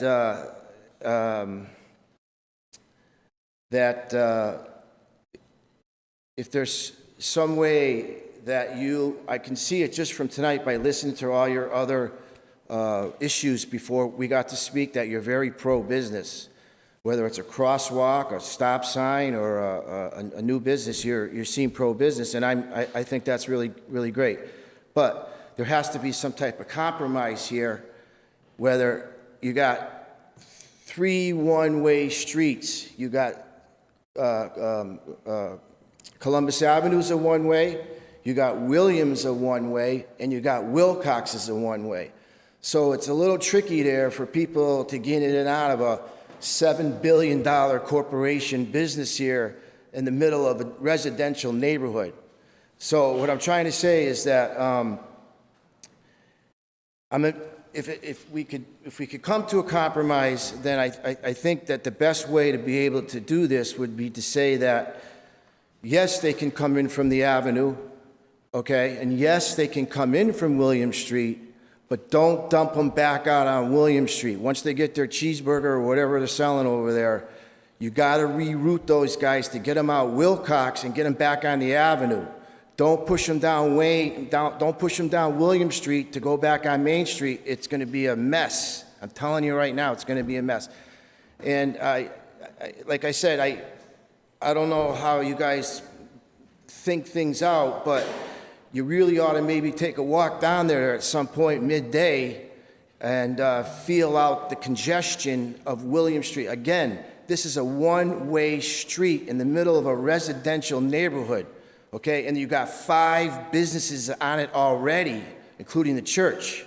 So the church gets a funeral, we get busy at lunch, the lady wants to get to her apartment at the Gentile Apartments, it gets a little tight, you know, and then you got this is a national chain. They're right on the avenue. They're going to have a sign on 91. They're going to be coming off that ramp. They're going to be barreling right into this place. I know I would if I was traveling. So it's just going to be a very, very busy place. And I hope you consider what I have to say tonight because, like I said, my family, it's a family business, and we've been paying taxes for 70 years. And I hope that you'll see that our side of it a little bit. Like I said, I'm pro-business, but I'm against the drive-up window of the route on it. If you can figure out a curb cut, signage, arrows on the road, I don't know, but I'm willing to listen. Thank you for your time. Thank you, Mr. Frigo. Is there any other individuals present in person or virtually to speak in opposition to the special permit? Say again, are there further individuals present to speak in opposition, either in the chamber or virtually? Seeing none, at this time we'll offer the opportunity for a rebuttal to the petitioner if they'd like to accept that. Attorney Stratton. I'll be brief. Thank you. On behalf of my clients, we certainly respect Mr. Frigo's concerns. My clients, Mr. Cataldo and Mr. Picnelli, are also third-generation business people in the city of Springfield, very committed to the city, and have expressed a sincere willingness, both through the South End Community Council and to Mr. Frigo, to ensure that there are no issues in the neighborhood. At the same time, if you look at the plan and where the access and egress off of East Columbus is, the vast majority of those coming out of the drive-through will be egressing onto East Columbus. But it's important for the development and for the tenant to have access on all three streets. It's also, we believe, consistent with what the city wants, which is to have the ability for folks to get to Main Street in the city of Springfield if need be. So we're confident that it will work, but we'll certainly continue to work with all neighbors, including Mr. Frigo, if there are any unanticipated issues. Thank you, Attorney Stratton. Thank you. Do any other proponents wish to offer rebuttal at this time? Seeing none, at this time, any opponents are also entitled to 5 additional minutes, if they so wish. Yes, sir. Okay, just listen. state, Mr. Frigo, if you could just state your name Okay, again, just Joe for the record. Frigo, William Street. It's William, not Williams. There's no S. So I want to also say that, you know, these guys are basing it on percentages. I mean, 1% is going to go down William Street, 2%. I mean, I don't know how they can figure percentages. If I saw a shortcut and I'm going to go. I'm not thinking about percentages. So the street is very, very tight. It's very, very tight, and you're putting a major franchise on the corner of it. So I hope you really consider about traffic flow here, because it's a big deal. And yes, I know down the road we're going to have a beef, because if it does go through, I don't know, but why even waste everyone's time? Just fix it now. It's just make the road, or make the cut on the curb, or the signage, or whatever. Put some kind of a stipulation in this thing to say that, look, you got Wilcox, you got the Avenue, and William Street. You can't go out, you just can go in. Something like that. Thank you. Thank you, Mr. Frigo. Are there any further individuals present who wish to present rebuttal in opposition, either in the chamber or virtually? Seeing none, at this time we'll open it up to questions from members of the council while the hearing remains open. Councilor Brown. Thank you, Mr. President. I want to, the actual proponent, is it something that you can put in as far as the actual cutting of what Mr. Frigo is asking? Is there something we can, is there something you can do to accommodate his request? Mr. Levesque. Thank you, Mr. President and Mr. Councilor Brown. I think the answer is yes, it's possible. Typically, we try to design these sites so that there's the most amount of options available to people coming and going. In this particular location, we expect most people to come off of East Columbus into the subject property. You know, I think you could think of the reverse happening, where somebody may pull into Panera Bread and not realize, you know, off of 91 and not realize that Frigo's is available to them. So, you know, there's different options for people that are traveling in these areas. These commercial sites in general operate better with two-way curb cuts and multiple options. So it would be disingenuous for me to say that it's not possible, but we do believe it operates the best as designed. Thank you. So basically, and I do understand, I come from a marketing background. So I do understand the concept, and I always support business. But in your actual design, your design never actually calculated free goals, correct? Because they're saying that they don't feel that it'll work correctly as far as the congestion of traffic affecting the street where they work.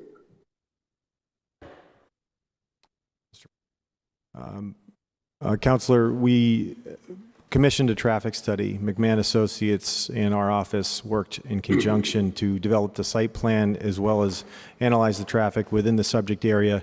We looked at all the surrounding land uses as well as the intersections in the area to develop the site plan, the proposed curb cuts, the traffic circulation within the subject property.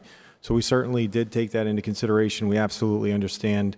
If I may, and I don't mean to cut you off, I understand that process. But does the actual process consist of doing a survey of the actual individuals and business owners that reside on the actual property?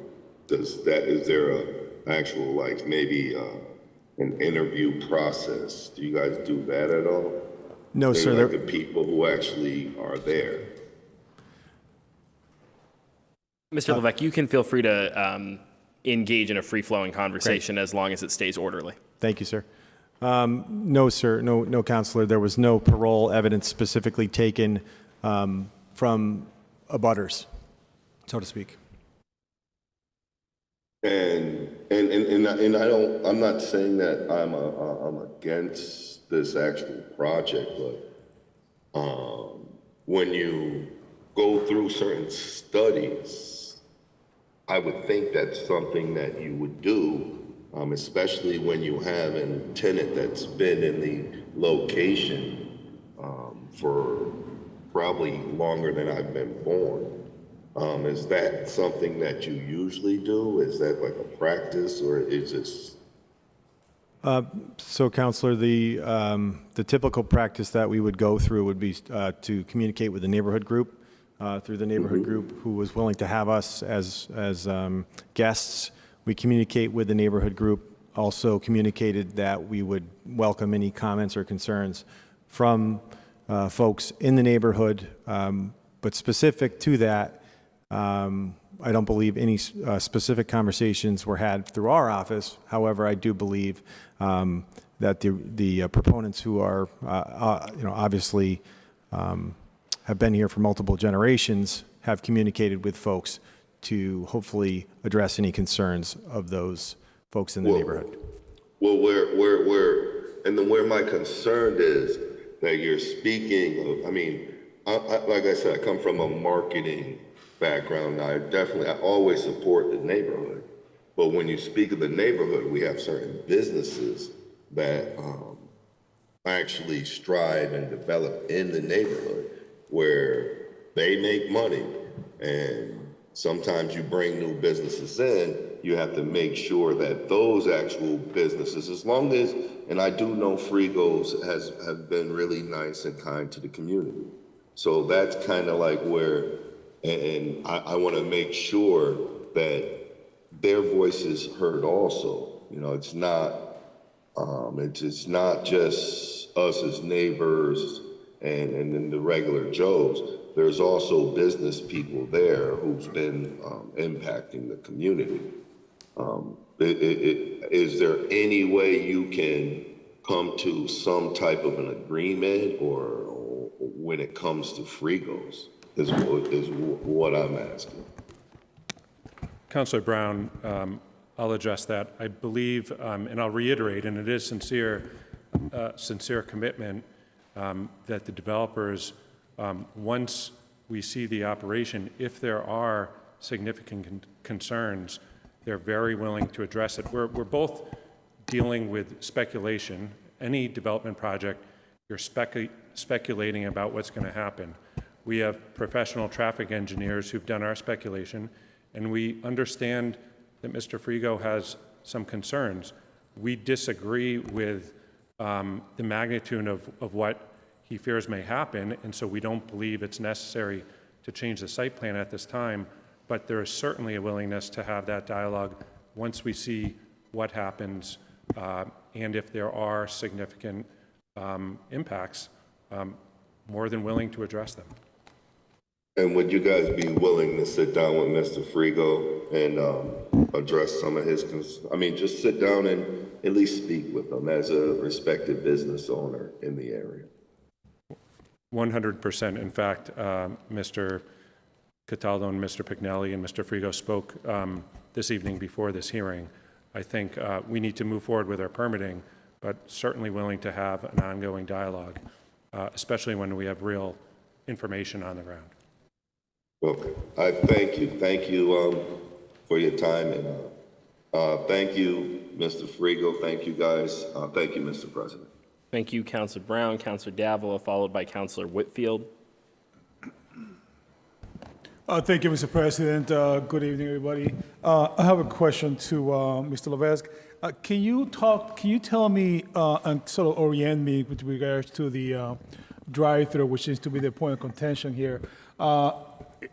In relation to the street, is the drive-through going to be facing Wilcox Street, or is it going to be facing sort of the back of the property, the back of the building, or William Street? Thank you, Councilor. So if you were to envision this from East Columbus, if you're heading, I guess, northbound on East Columbus, the front of the building, so to speak, will be facing William Street. The drive-through pickup window will be facing East Columbus. So there will be a counterclockwise motion within the subject property. So if you're envisioning a clock, we're coming counterclockwise through the site to get to the pickup window, which provides us the most amount of stacking spaces, not only for the drive-through itself, but also, should it be needed, we also have additional spaces within the drive aisles in the parking lot. So let me recap what I think you just said. I think you just say that the front of the building is going to be facing William Street, correct? Correct. And the drive-through is going to be facing East Columbus. Yes, sir. So if I'm coming down East Columbus, I have two options. I can either take a right on Williams onto the property, or I can take a right there on East Columbus. Yes, sir. Go to a drive-through, and to get out, I would have to either go back into East Columbus or go down William Street, correct? Or go a little bit farther around again to Wilcox. Yes, sir. You're absolutely correct. Okay, I got it. Okay, now, thank you, Mr. Levesque. I do have a question for Mr. Frigo, if I may, Mr. President. Yes. Mr. Frigo, sir, I have a question for you. Good evening, sir. Yes, good It's evening. Good to see you. Before I ask you a question, please allow me to thank you not only as a city councilor, but as a resident and as a patron for being there 70 years. Thank you for your support. Outstanding potato chips, by the way. I created the whole bag myself. Mr. Frigo's, oh, you have? Mr. Frigo, sir, I have listened to what you have said very attentively, very carefully to what you have said. And I have two questions for you, sir. Have you sat down, or have you sat down with the proponents on this issue to try to find a solution before you came here today? Yes, I have, and they didn't see it my way, sir. I tried to explain to them that I'm in favor of them moving next to me. I support business, and I said, you got my blessing, but if you're going to start dumping them out on William Street, it's just too tight. Right. It's too clogged. There's two other streets you can dump them on, the Avenue and Wilcox. You don't have. You can come in on William. I got no problem with that. I understand. So, Mr. Frigo, so I hear what you're saying, but I have another question. Can you compare and contrast for me and tell me if there's any difference between what they are proposing and the current setup that we have with Starbucks? It sounds to me that it's pretty similar. Starbucks? Yeah. That's another nightmare, sir. Come again? you're talking about Starbucks compared to this? With the traffic flow. Well, Starbucks is a nightmare. Have you ever tried to go down Margaret Street in the morning to get on the avenue? It's the drive-up window is backed up on Columbus Avenue all the way down Columbus Avenue. I speak on behalf of the pastor of the church tonight. He wasn't able to come, Father White, and he says that's a complete disaster. It's two major. Now you're going to have two major franchises right next to a Starbucks and a Panera. So I mean, if anyone gets up in the morning and goes down the avenue, you can traffic study or no traffic study. I mean, I don't have a degree in it, but you can just go out there and stand there. You can see the mess that there's. You can barely get out of Margaret, and Margaret Street supports a South End middle school with busing, and for them to try to get through Starbucks line, that's another. I've seen more accidents there. Oh. I understand, Mr. Frigo. You got to understand something, sir, is that I don't live there, but I work there. I spend more time in my work than I do at my house. And I see the congestion. I don't need to do a traffic study. I live it every day. Right. And if you start dumping all these cars on, I don't care if it's 1%, 2%, 3%, whatever numbers they come up with, I don't know how they come up with it, but it's going to be a disaster for William Street and that whole neighborhood. Okay, thank you, Mr. Frigos, for your perspective. Mr. President, if I may, sir, I would love to hear from the South End Community neighborhood, Mr. Leo, if would you like to contribute, give me a different perspective of what Mr. Frigo just stated, sir?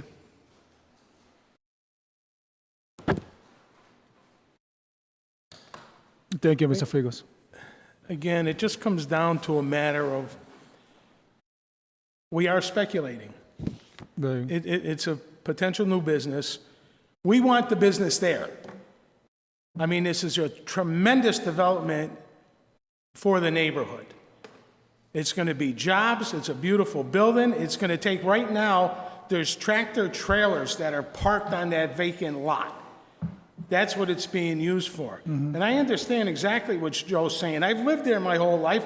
I'm down William Street 1,000 times a week myself.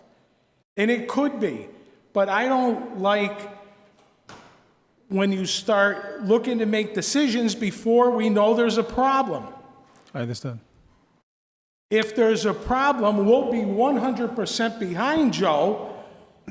The neighborhood council will be sitting there with him if it turns into a problem, fighting to get it changed. Right. And that's where we are right now. Like I said, it's very hard to say what may happen. We're hoping it doesn't. Right. I mean, there are two other exits. That's an entrance. Hopefully, it's not going to happen. But if it does, we'll be the first one standing there with Joe to take care of it. So, Leo, so I think what you're saying is that in your opinion and the neighborhood's opinion, the traffic, it could be manageable. It could be what? Manageable. We can manage the traffic. Like I said, I'm down there a lot. Right. You have Joe's business there. You have the church. You have the Gentile apartments. But again, it depends on what the volume ends up being. Right. And we're keeping our fingers crossed. We want to see it all work. Right. We want to see it all work. Right.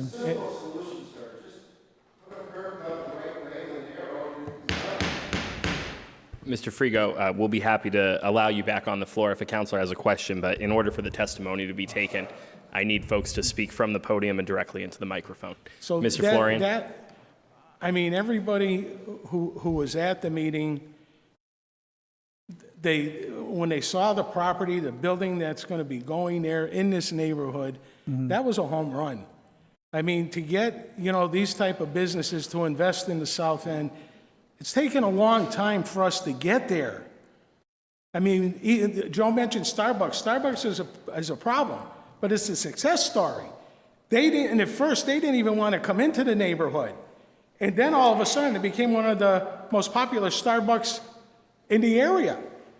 So that's working.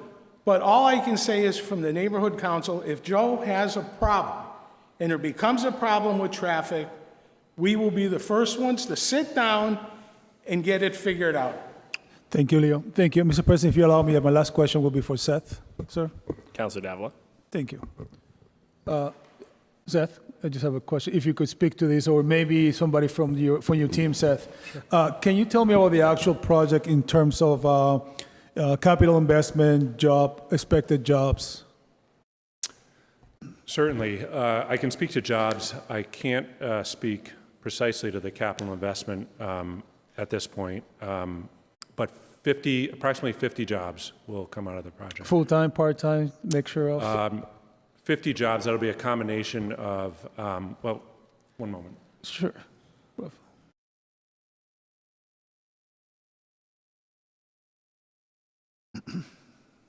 18 full-time, 22 part-time.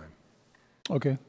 Okay, 18 full-time, 22 part-time? Yeah. Okay. All right. At a typical store. Yeah. Okay, and can you tell me your overall, how does this fit with the overlay district in downtown? Well, it's outside of the casino overlay district, so it's just. It's pretty close, isn't it? It is close. It's certainly complementary, we believe. One of the Right. reasons that the developers waited and found this project is we believe it's complementary to the development within the casino overlay district, and is the spin-off type of development that was desired through that.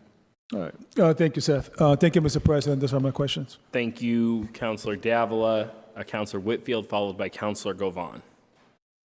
Thank you, Mr. President. I just have a couple of comments, and then I do have a few questions. So I have been to the Starbucks down there, and I have got stuck in that line on my lunch break trying to go and get a coffee and trying to race back to work. And you only have the one-way streets, and they get congested with the school there, the church there. So I've actually experienced that. Can I have someone from the developers team come to the podium? Sorry, I don't remember everyone's names. Thank you. And who's at the podium, Mr. President? Because the camera is a little off. That's Mr. Levesque, Councilor Whitfield. Oh, thank you. Mr. Levesque, have you guys considered maybe like limiting your drive-through hours? Like, I know that Frigo's closed at around 6, maybe doing late night drive-through, or like maybe a little compromise with the drive-through, because the drive-through at Starbucks is a nightmare.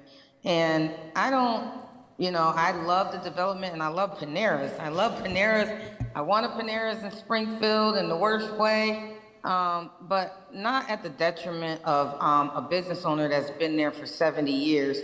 And if I hadn't experienced the congestion of the traffic myself on a couple of occasions I pull in and pull right back out, and even just getting right back out of Starbucks was a nightmare. Any consideration there, like maybe limiting your drive-through hours? Sure, through the president. Yeah, those are all great questions. There's a couple responses I'd like to give you. First of all, I'd like to talk a little bit about the Starbucks versus the Panera, generally as operations go. The Starbucks is something that obviously it's typically a morning peak hour use. This would be a different peak hour. If you look at our traffic study, you'll see that they're midday peak versus a morning peak hour.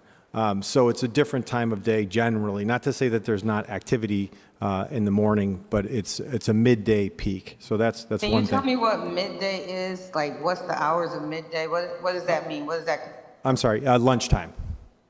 So, lunchtime. So it's busiest during the lunch hour. In addition to that, Panera, the drive-through, you probably haven't seen a lot of drive-throughs at Panera. A Panera drive-through only does about 30% of the business of one of these uses. So the majority of the folks, 70% of the folks approximately, are going into the facility, going into the restaurant, sitting down, parking, et cetera. We're required to have 28 parking spaces per the ordinance. We have 35. We wanted to make sure that during that peak hour that people can be accommodated. One of the operational things that we look at, my firm does a number of drive-through restaurants throughout Western Massachusetts, and one of the things we always strive for is to separate the drive-through traffic from the parking areas. In this particular case, because of the orientation of the building, and while there was an initial concern from Mr. Dromey, we explained to him the reason we wanted the orientation of the building to be such that it is it provides 8 stacking spaces independent of the parking. Absolutely no conflict within the parking areas with those 8 stacking spaces. In addition to that, we can also stack through the parking. But what you're seeing at the Starbucks down the road is an interaction between not only a very busy drive-through, but you're also seeing an interaction of the parking that drive-through lane goes right through, so that people are backing up, it's tight, there's confusion. You won't see that with this type of use. And again, it's 30% of the business of this use versus a typical Dunkin' Donuts, I could say, or a typical Starbucks is the reverse. It's about 70% through the drive-through. So minimal, I don't want to say minimal business, but less business through the drive-through. Thank you. Thank you. So what makes you think that, don't leave yet, what makes you think that that percentage won't change? Like, I know sometimes when I go into Panera's, I walk in, grab my food and walk out. But if there was a drive-through, I'm not gonna walk in, I'm just gonna go through the drive-through. So where did the 30% number come from? That's current. That's based on their industry. It's based on their data from their restaurants. They keep very specific data. We did get that from the Panera folks. So that's current. It's not to say it wouldn't change in the future. We'd like to believe that that will increase as well as the use overall. But that said, that is the current. So the current from Panera's that already have drive-throughs is, you're saying 30% of the patrons go through the drive-through and the rest enter into Panera? Yes, Counselor. Thank you. And what areas, are there any Panera drive-throughs in the Western Mass region? Not very close. I don't believe so. This is a fairly new use for Panera, 'Cause fairly I'm new thinking, concept. like, if you're coming off of East Columbus Ave, you might be just passing through. And so you see Panera's, we're hungry, let's eat, but there's a drive-through.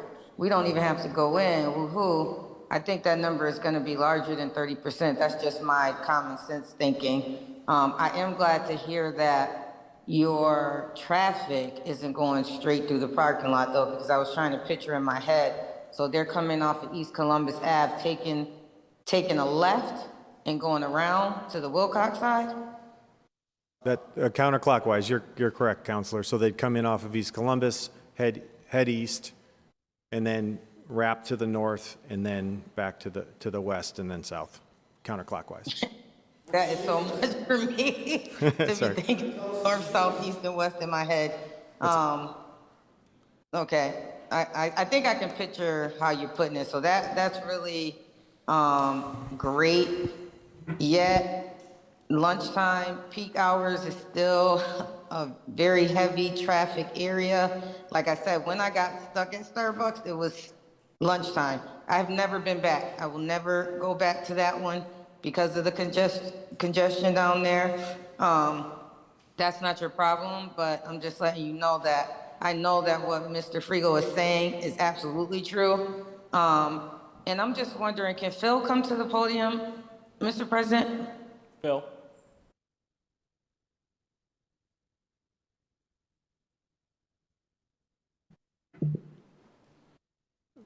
So I know in the past that we have put like contingencies to see if things work. How does that work if we wanted to add a contingency for them to come back in a year so we can reevaluate how it's really working? Because we got a lot of speculations here, a lot of studies, and but it's not, we need to really see what's gonna happen and if it's gonna cause any undue like hardship to the neighborhoods, to the Frigos, to the church, to the residents.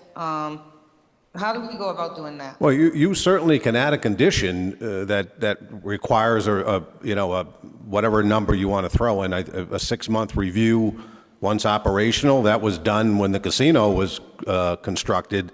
There was a look-back clause that said that they would relook at the intersections to ensure that there were no issues. So certainly a condition that either DPW or the council or whoever you want to put in as the reviewing body would review the traffic conditions once operational, whether that's 6 months or a year or whatever whatever you want to put in. That certainly can be added as a condition. I mean, I think that that would be the best way to gauge how this is all gonna work and like get everyone on the same page, because we certainly want the new Paneras, and we definitely want to bring that economic development to our community.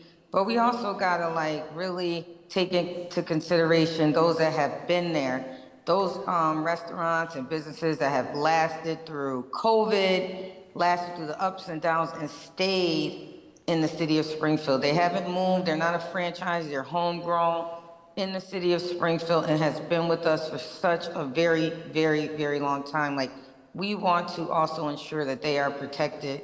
And so, Mr. President, I don't know when the appropriate time to add the condition is, but can you please let me know, because I would definitely like to add a condition, and I hope that the council will consider accepting it.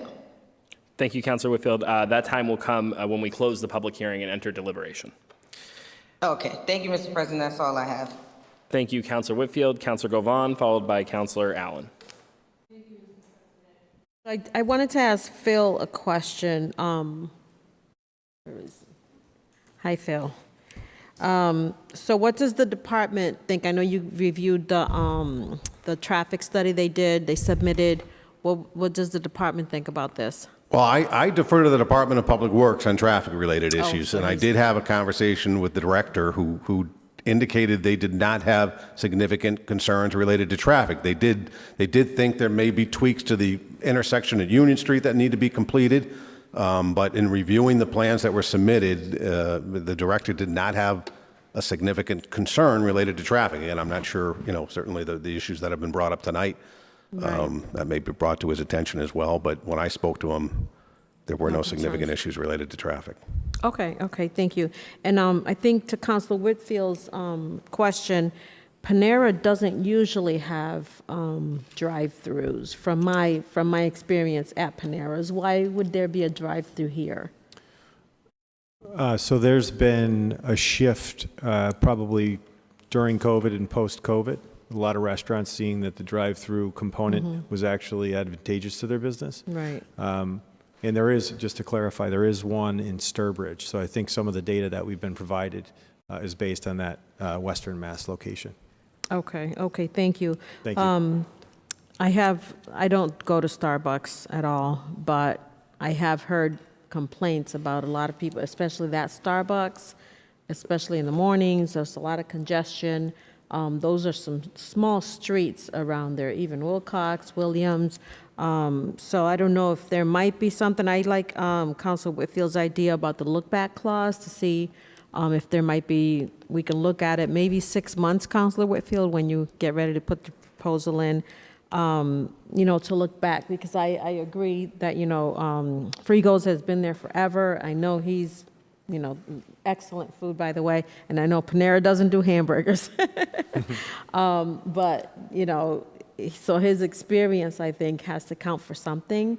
So I think we should really listen to that. I think it's a great idea. I love Panera coming to Springfield. I think we need it, we want it.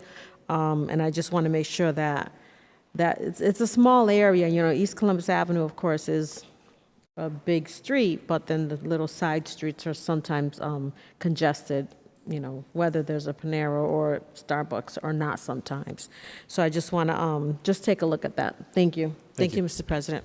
Thank you, Councilor Govan. We're going to go to Councilor Allen. I do have Councilor Brown and Councilor Davila in the queue, but there are a couple of councilors who have not yet spoken that are seeking to be recognized. So in accordance with our rules, I'm going to go first with the councilors that have not yet been recognized. So right now, we're going to go to Councilor Allen. Thanks, Mr. President. Obviously, we're here, we got a great new business that everybody seems to like, and a great old business that everybody seems to like. Unfortunately, there hasn't been any compromise yet on trying to find a solution that works for everybody. There's probably nobody in this council who wants to vote against this, and probably nobody in this council who wants to hurt Frigos at all. So I sit here trying to figure out, where's the middle ground here? Nobody's done anything wrong. We're trying to figure out a way to let everybody thrive. And so I have a couple questions. One is, do you know how many cars, I think the questions about Panera drive-throughs are good questions. I've been at Panera plenty of times in my life. I've never been through a drive-through. Whether that's pertinent or not here, I understand the reason for the drive-through. Is there any way to predict the traffic? How many cars are going to go through the drive-through?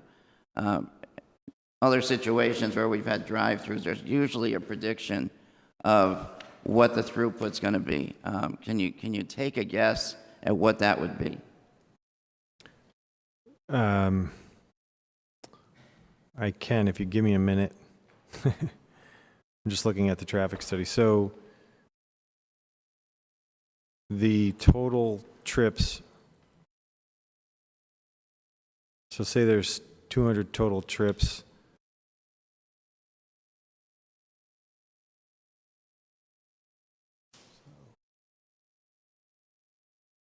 About 60 trips. 60 vehicles through. For what amount of time? Through total this is for the weekday midday peak. So it's about 30% of the business. They're talking about a midday peak of, well, I mean, it'd be even less than that technically. That's new trips, but the total trips, if the total trips are approximately 300. When you say total trips, is that total trips of cars going through the drive-through? Or total trips? No. That's total trips to the facility. Sorry. To the facility. Yeah. So you have the facility number of 300, and you have some percentage of that which is drive-through. It seems to me that I mean, I know it's hard to predict this stuff. It's all speculation, but it seems to me that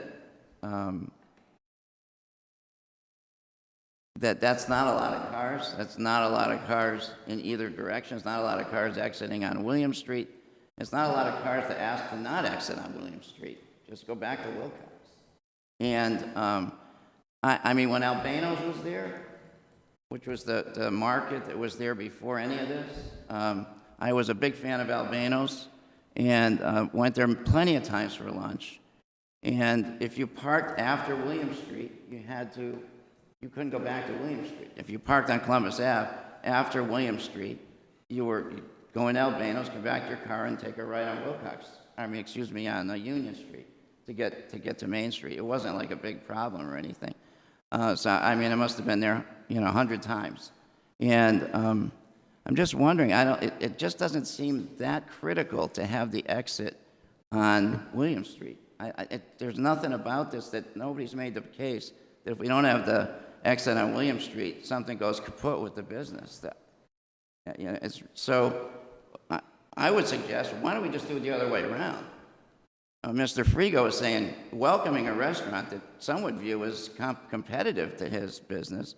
He's welcoming an entrance off of William Street, and he's saying, could you please not exit on William Street? I mean, I feel like out of the three things that could be discussed, he's accepting two and asking for a change on the third. It doesn't seem like a big deal. So what if we did it the other way around? Start the other way, so that there's no exit on William Street.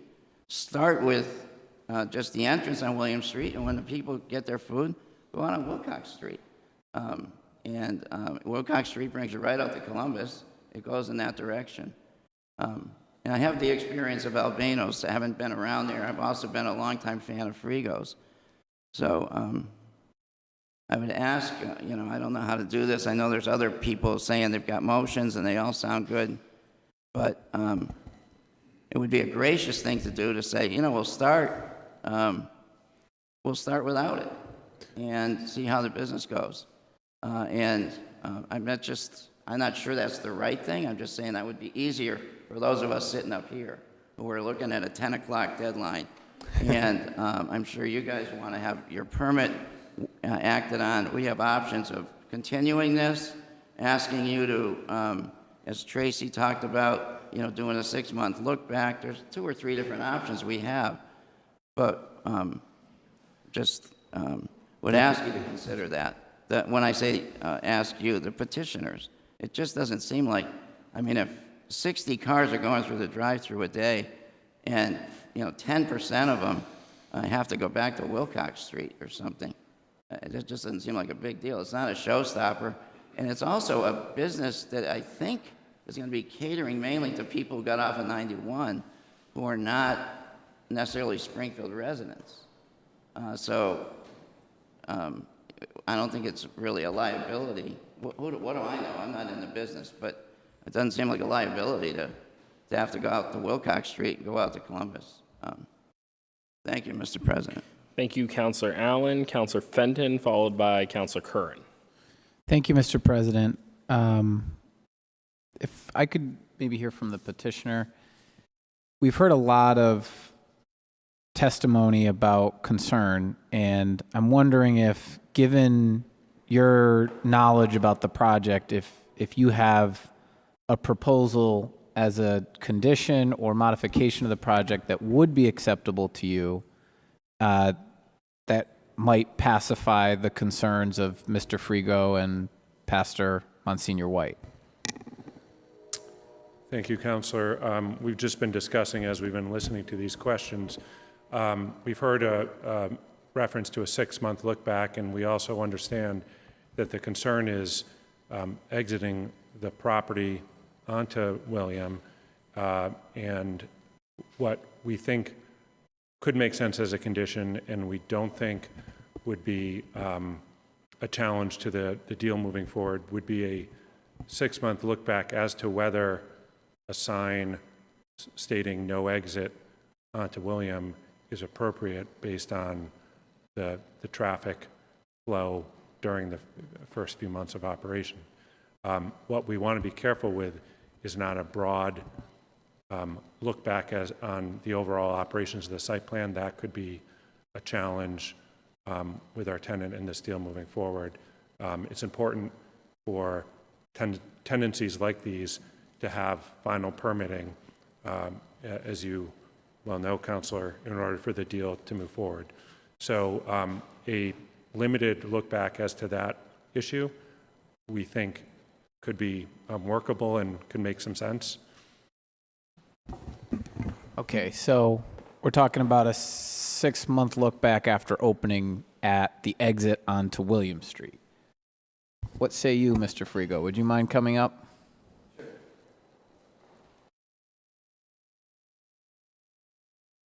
My name's Joe Frigo. Oh, okay. So wait, I agree with Mr. Allen. They said it's only 30% drive-up window, 60 cars a day. It's not going to make or break them. I say eliminate it and just have like the rest of their Panera restaurants that they have across the United States that they're very successful. And I think that's the way it should be. I mean, 60 cars a day, I think that's not going to break or ruin the restaurant. I agree with Mr. Allen. And I think you should make the curb cut or the sign, whatever. I don't know how you guys are going to vote, but do it now. Don't wait 6 months, because I'm a working guy. I can't get here every 5 minutes to talk about this kind of stuff. And plus, it never really gets changed. We all forget and all this and that. I won't forget, but maybe you guys will. Thank you. Anything else? No, that's all. Thank you.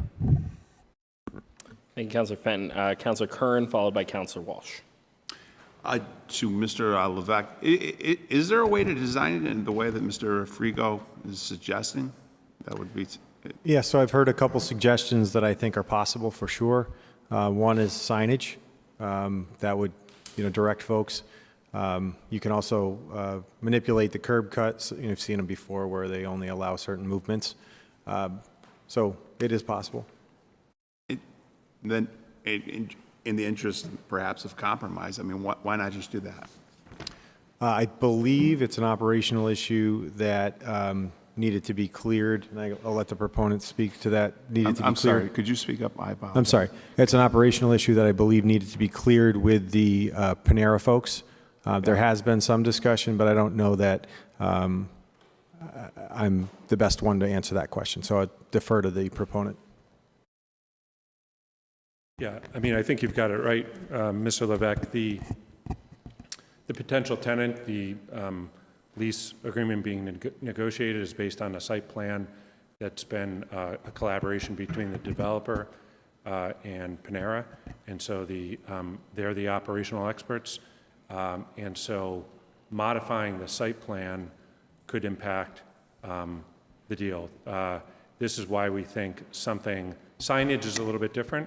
We're not altering the site plan. We're changing where certain cars exit, so we think that's less material, and especially if we have it based on a study shortly after opening, based on real information, we think would be more amenable and wouldn't. But to be clear, you could modify it to Mr. Frigo's suggested specifications. I guess Counselor, I don't understand the question. I think if you're saying, could we put a sign that says no exit onto William? Yes, we could do that. If we're talking about changing the layout of the I guess the question cuts. is this, and I think Mr. Levesque answered it actually. Mr. Frigo is suggesting that you design it one way. Can you do it that way and still be successful in what you're trying to accomplish here? We can do it. Whether it's acceptable to the To Panera tenant corporate is a is the question. question. Okay. I understand that, and that would be part of your negotiations, I suppose. I mean, my take on it, and I want to echo City Councilor Whitfield as well as City Councilor Allen, is obviously we have a landmark business in Frigo's. We all remember Albano's Market, and especially when the weather gets like today, everyone from outside of Springfield that says, hey, how's the Italian ice at Albano's Market? And you got to tell them, oh, that's out of business. And I certainly, as a city councilor, don't want to take a vote that, potentially 5-10 years from now puts Frigo's out of business. We have Frigo's a longtime business owner here, 70 years in the city of Springfield. I think that has some merit. It certainly has some weight.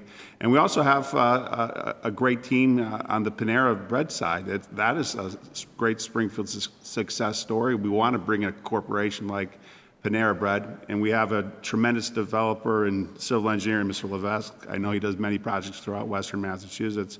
We heard from him that perhaps Mr. Frigo's suggestion is amenable, and that would perhaps solve Mr. Frigo's concerns, the church's concerns. I guess the issue is Panera Bread, and I think we also have a great negotiator, Mr. Seth Stratton. So my suggestion, at least in my own personal opinion, is this is a solvable problem. I think Mr. Frigo's argument has a tremendous weight with me. I'd be willing to send this to committee for further discussions. That would be a motion. Councilor Curran, a motion to committee is not in order. Our options tonight are to continue to the next hearings meeting or to vote the permit up or down. Mr. President, if I could. Sorry. Mr. Levesque, not at this time. Sorry. Councilor Curran, you have the floor. Sorry.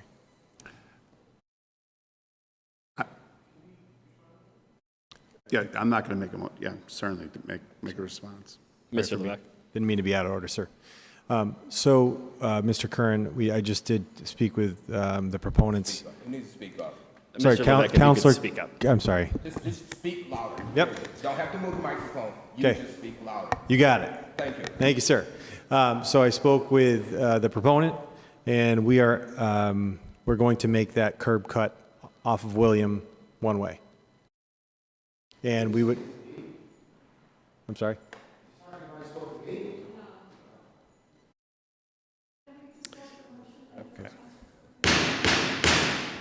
Councilor Curran has the floor. Councilor Curran made a motion to committee. I explained that the motion to committee is out of order because we cannot refer a special permit to committee. Our options tonight are to either continue this to the next hearings meeting or to vote the permit up or down. Councilor Curran, the floor remains with you. You are welcome to ask any question of anybody here as the hearing remains open, or you are welcome to relinquish the floor. I certainly hear the response of Mr. Levesque. Okay. So, Mr. Levesque, you now have the floor, and you may respond to Councilor Curran relative to the point that you were making. Thank you, Mr. President and Councilor Curran. We are willing to make the curb cut off of William one way, so that it would be as requested by Mr. Frigo, thereby not requiring the follow-up review. Councilor Curran. I guess my question is that acceptable to Mr. Frigo? Is that something that? Mr. Frigo, if you'd like to step forward.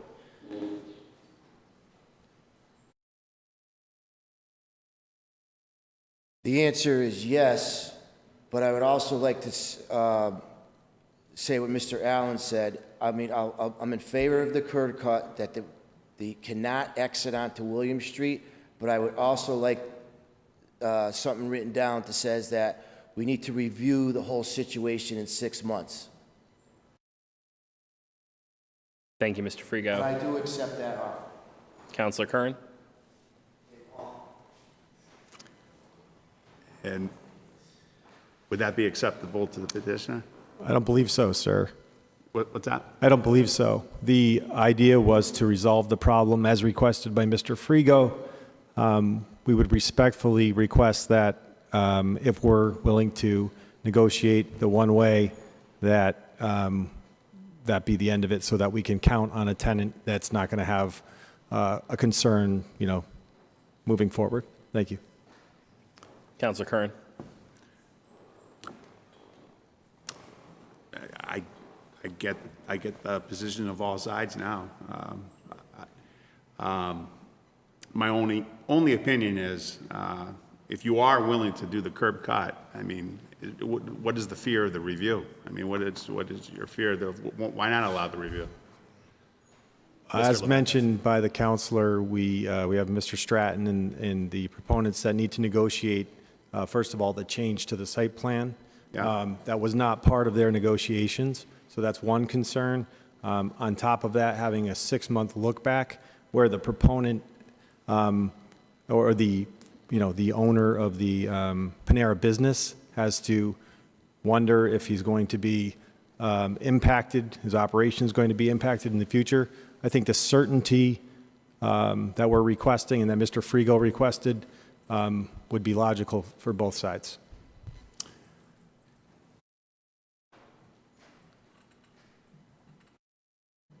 I understand that, but I don't think the 6-month review, this is only my own opinion. I do give considerable weight to Mr. Frigo, as he's been, again, a business owner for 78 years, his family down there. Again, I think that was very amenable for you to agree to the curb cut. To go the extra step in just a 6-month review, that's pretty standard for many of these things around here. I don't know how that impacts your negotiations, but I think you're almost there. I mean, my own opinion, I don't know if that's such a weighty issue, but obviously you have a difference of opinion. If I could address that, Councilor Curran, I would respectfully suggest that it's not pretty standard to have an open 6-month look back with a tenant. I think what you heard from us was that we would be amenable to a 6-month look back limited to this issue, or we're willing to address the issue right now, which has been the only issue, and have that be a condition. What our fear is that anything beyond one of those two scenarios could make the deal fall apart. Councilor Curran, do you have anything further? Thank you, Councilor Curran. Councilor Walsh.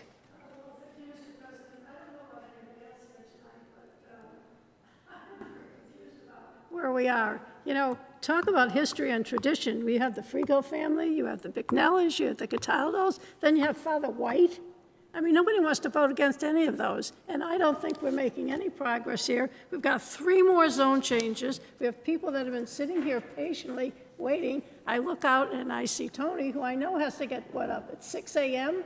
At 5:30. I don't think there's going to be any compromise made tonight that is going to satisfy any of the people here. I am not opposed to this proposal, but I think that we owe a courtesy to the Frigos to see if there's one last shot at working out a compromise that everybody can accept. So I am going to make a motion to continue. And let's take a quick vote to get to the other issues. Councillor Walsh has made a motion to continue with the hearing still open. Councillor Whitfield has seconded that motion. Is there any discussion on the motion to continue? Councillor Allen?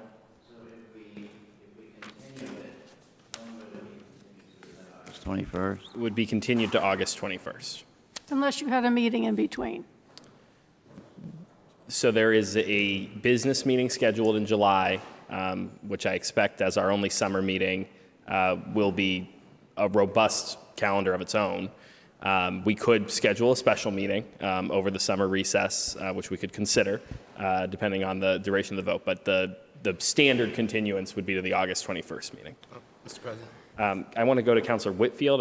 Councillor Whitfield, are you on the motion? Yes, we are Springfield, and I heard a lot about the proponents aren't going to be happy. It might break the deal, and they haven't really took a moment to really discuss it. And I don't think that that's fair to Mr. Frigo and the family that's been there for 70 years. I think that they need a little bit of time to see exactly what Panera's is willing to do.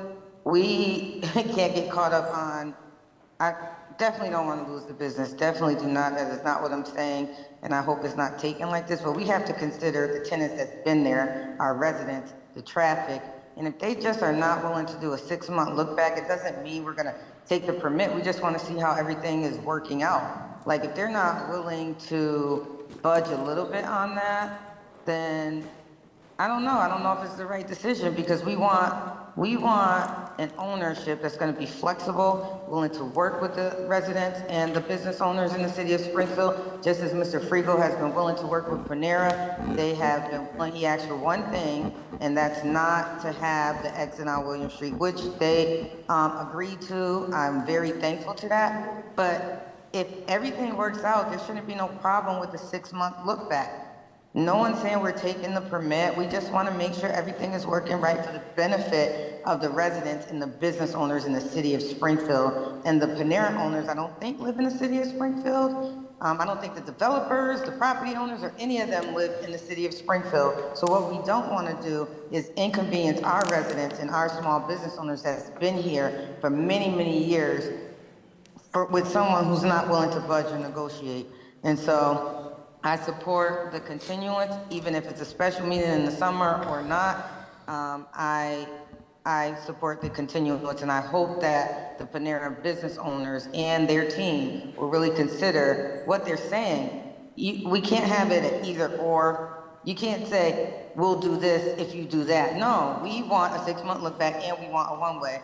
And we want to know how you feel about that. And I hope that doesn't make or break the deal, but we just want to make sure that everyone, including Panera's, is safe and secure and businesses running smoothly for everyone involved. Thank you, Mr. President. Thank you, Councillor Whitfield. Councillor Edwards, followed by Councillor Davila. I withdraw my question. Councillor Davila. Thank you, Mr. President. I'll be quick. I realize it's 10:15 and we've got other people waiting. First, Mr. President, I do have to say that I object to the characterization that no compromise has been reached here, because it will seem to me, or at least I missed something, Mr. President, that the opposition was first asking for either curb cut, or they were asking for signs or some sort of arrows pointing one way. It seems to me, Mr. President, unless I missed something here, that the proponents agreed to that.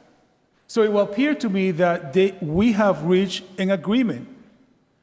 To add and to insist on top of that, to continue this, to me is really adding an extra item that was not up for discussion, that we're just piling all the stuff. It seems to me that the proponents came here in goodwill. It seems to me that they are also very well invested in the city, and that we indeed have reached a compromise.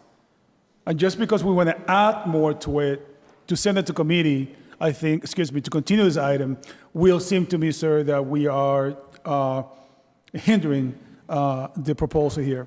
If I may, Mr. President, I do have, if I could ask a question to the Seth, if I may. Seth, is there a time limit if this is continued in terms of either financing? Because I'm sure you guys have some sort of a timeline as well. Yes, if this were continued, it would certainly impact the construction schedule, and we could end up into the winter months, which could delay the project. So we are very concerned about I understand. the impact of a continuance. I understand. Thank you, sir. Mr. President, sir, if you allow it within the probably a minute that I have left or so, if you allow it, sir, I do believe that the proponent, Mr. Pignelli, was trying to say something before. I would love to hear what he has to say. If you allow it, Mr. President, I would love to cede a minute of my time to Mr. Pignelli to address these issues. Mr. Pignelli, please state your name and address for the record. Paul Pignelli, and my office address is 1 Monarch Place in Springfield, has been for 30-plus years.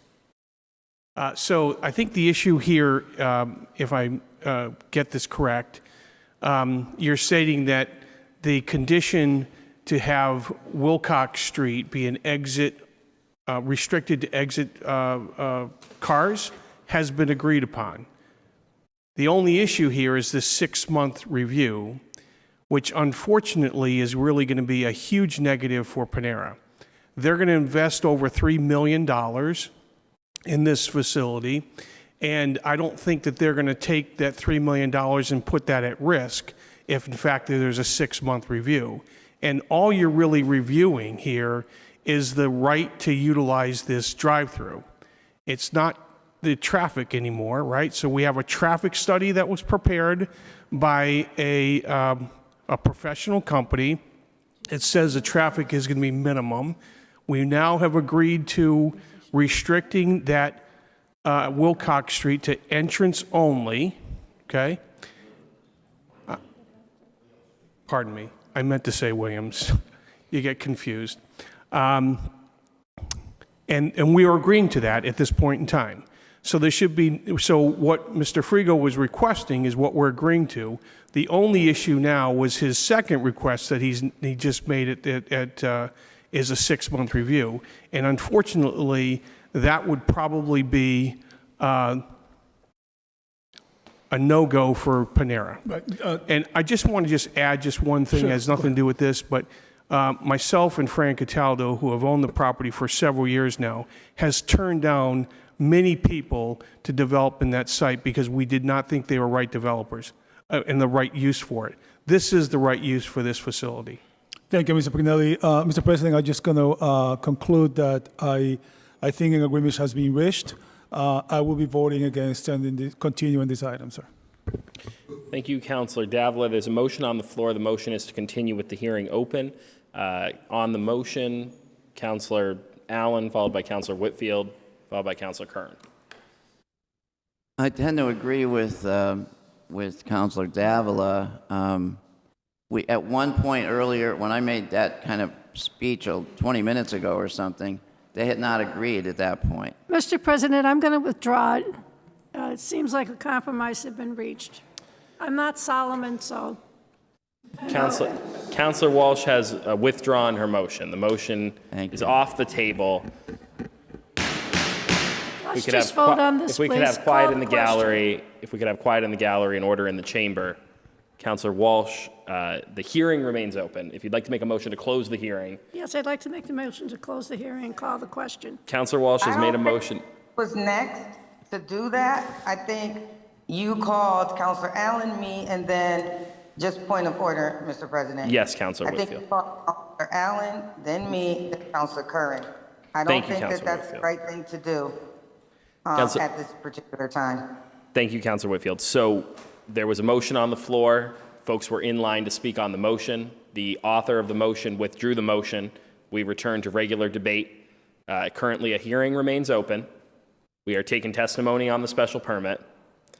Councilor Walsh rose to make a motion. So that is where we currently are. So what happens to the people that were in line prior to Counselor Walsh saying, let's close the hearing? Well, you can speak on the motion to close the hearing, but the motion to close the hearing has not yet been seconded. So that is where we currently are. I'm taking care of Counselor Whitfield's point of order at this time. Okay, so she's made the motion to close the hearing. That's where we're at. That is where we are at. I'm just waiting So Go ahead, she jumped Counselor. in through her motion, jumped in when Counselor Allen was speaking, withdrew her motion. Was that the right thing to do? Counselor Whitfield, at this time, I'm accepting that Counselor Walsh has withdrawn her motion. I'm just asking because I don't know how some folks can jump in, some can't, some can do this, can't. I'm just trying to figure out what's the right thing to do. But if you're fine. Thank you, Counselor Whitfield. And Counselor Fenton, I'm going to ask you not to jump in. I'd like to... And just say that speaking for the people who are sitting in the chamber, it's very hard to be recognized. We don't have an option to click a button and raise our hand, Mr. President. Thank you, Counselor Fenton. Okay. So, Counselor Whitfield, you do have the floor on your point of order. People raising their hand. I'm done with the point of order, Mr. President. Thank you, Counselor Whitfield. So, where we are currently at is that the hearing remains open. I have recognized Counselor Walsh. I don't think I need to say anything else. I've withdrawn the motion. I think we should vote on it. There's still people waiting. We're almost at 10 o'clock. There's people that have been sitting here all night waiting to be heard. I think we should call the question and vote on it. So, my understanding, Counselor Walsh, because the hearing remains open, I don't think we can call the question yet. We would need to close the hearing. And then vote on this issue. So, Counselor Walsh has made a motion to close the hearing. Second. The motion has been seconded by Counselor Davila. Is there any discussion on the motion to close the hearing? Counselor Whitfield. You know, Mr. President, I just think that we need to, we always talk about respect, but there's been a lot of disrespect happening tonight. And I just think that we need to do better as a council. And when we call out respect issues, it should be across the board, not when we feel we should respect and not respect. I feel like I've been getting a lot of disrespect from Counselor Fenton lately, and I don't like it, and I'm gonna call it out right here in public. It's just been happening too often, and I would appreciate if it was stopped. On closing the hearing, I'm fine with it. I have one question for the attorney. Just to ask, I see you standing, Counselor Davila. You said that the 6-month look back, you would be willing to do it in a certain way, and I was just trying to understand what that way was when you mentioned it earlier. That question is directed to me, Councilor Whitfield? Yes, sure. So I believe when this issue came up, we initially said the question of whether or not it would be agreeable to have it be exit only onto William. We said, and the concept of a 6-month look back came up. We said we would be willing to accept a 6-month look back as to whether or not closing it to exit on William was appropriate with real information. The dialogue continued. We said, we'll just agree to it now. We don't need a 6-month look back. We will agree to not exiting onto William Street. So now it appears that the question is whether or not now that we've addressed that issue, there's need for an additional 6-month look back where we've already agreed not to a condition not having them exit onto William Street. That is problematic. It would be okay to have a 6-month look back as to whether the no exit is appropriate or a condition saying no exit. Hopefully that clarifies. Kind of does. I think you are still, can you come back to the podium, please? Absolutely. The way that you explaining it, you said we would be willing to a 6-month look back if it didn't affect the permit, right? But it was a 6-month look back for something else. What was that something else? Sorry, the 6-month look back that we thought was not detrimental to the project and made some sense would be as to whether a no exit onto William Street was appropriate. A 6-month look back limited to that question. But then we essentially took it off the table and said, we don't need to wait 6 months. We hear the concern. We'll agree to it now. All right, I understand now. Thank you very much. That's all I have, Mr. President. Thank you, Councilor Whitfield. The motion on the floor is to close the public hearing. Councilor Brown on the motion. Yes, thank you, Mr. President. I do concur as far as closing it. This is something that I commend the actual petitioner for allowing it to now go to a one-way. So there is a compromise on that end. So I do commend you on that. So that's just pretty much what I want to say. I definitely commend you on that. And I also want to thank my colleague, Councilor Fenton, and the way that he works with all of us. You're definitely great, and you're definitely great to me. I love you. Thank you, Mr. President. Thank you, Councilor Brown. Councilor Allen on the motion. President, I think we got where we wanted to get. The 6-month thing came up because we couldn't get anything else. But once they agreed to, it wasn't supposed to be additive. It was supposed to be in place of the William Street non-exit. Once they agreed to that, the 6-month thing was like moving the goalposts, in my view. And I think they've agreed to what we were trying to get. I know Mr. Frigo still wants the 6-month thing, but it was kind of an either-or. And I think he's getting, I advocated for his point of view, and I think he's getting what he wanted. I thought Mr. Picnelli described it exactly right, and Mr. Stratton now. So I think we got what we wanted. I think we just need to vote on it. Thank you, Councilor Allen. Councilor Davila on the motion. Thank you, Mr. President. Do being cognizant, it is according to my clock, 10 o'clock, sir. Yes, Councilor Davila, I am aware that it is 10 o'clock. And so, correct, sir. So I'm assuming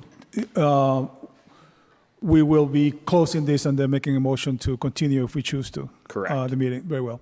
In Just to be keeping with the past precedent that I've set on Rule 54, I'd like to dispose of the motion that is on the table. Right. Thank you, Mr. President. Mr. President, I'll be very brief. First, I would like to say that I myself also appreciate Councilor Fenton's work here in the council, his wisdom, and I am very grateful for serving next to you, sir, Councilor Fenton. Very grateful. Let's close this hearing. Let's take this a vote. Let's keep in mind we got another 2 items. Those are my comments, Mr. President. Thank you. Thank you, Councilor Davila. Councilor Curran on the motion. The motion's been seconded properly. The motion is on the floor to close the hearing. Councilor Perez on the motion. On the motion, I have to concur with Councilor Allen. In lieu to that, we have done some modification. What Mr. The owner of Frigo had requested, I am going to vote in support. Thank you so much. Thank you, Councilor Perez. The motion on the floor is to close the public hearing. Is there any further deliberation on the motion? Councilor Whitfield on the motion. Thank you, Mr. President. This is my final comment. I also agree with the collaboration.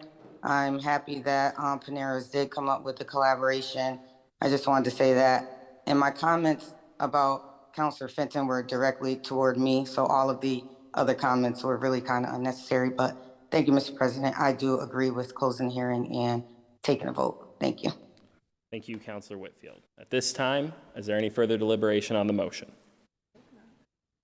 Seeing no further deliberation on the motion, Madam Clerk, please call the roll on the motion to close the public hearing. A yes vote will close the hearing and proceed to deliberation, and a vote. A no vote will keep the public hearing open. On closing the public hearing, Councilor Walsh. Yes. Yes, Councilor Fenton. Yes. Yes, Councilor Perez. Yes. Yes, Councilor Whitfield. Yes. Yes, Councilor Govan. Yes. Yes, Councilor Allen. Yes. Yes, Councilor Brown. Yes. Yes, Councilor Hurst. Yes.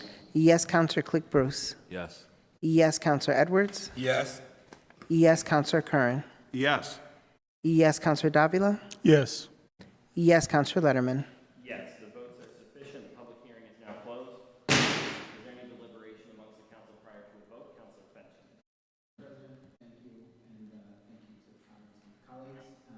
I have a couple of motions. The first is that Mr. Stratton, at the beginning of this, said that Phil had recommended that there be an amendment to the condition that the permit apply to this applicant only.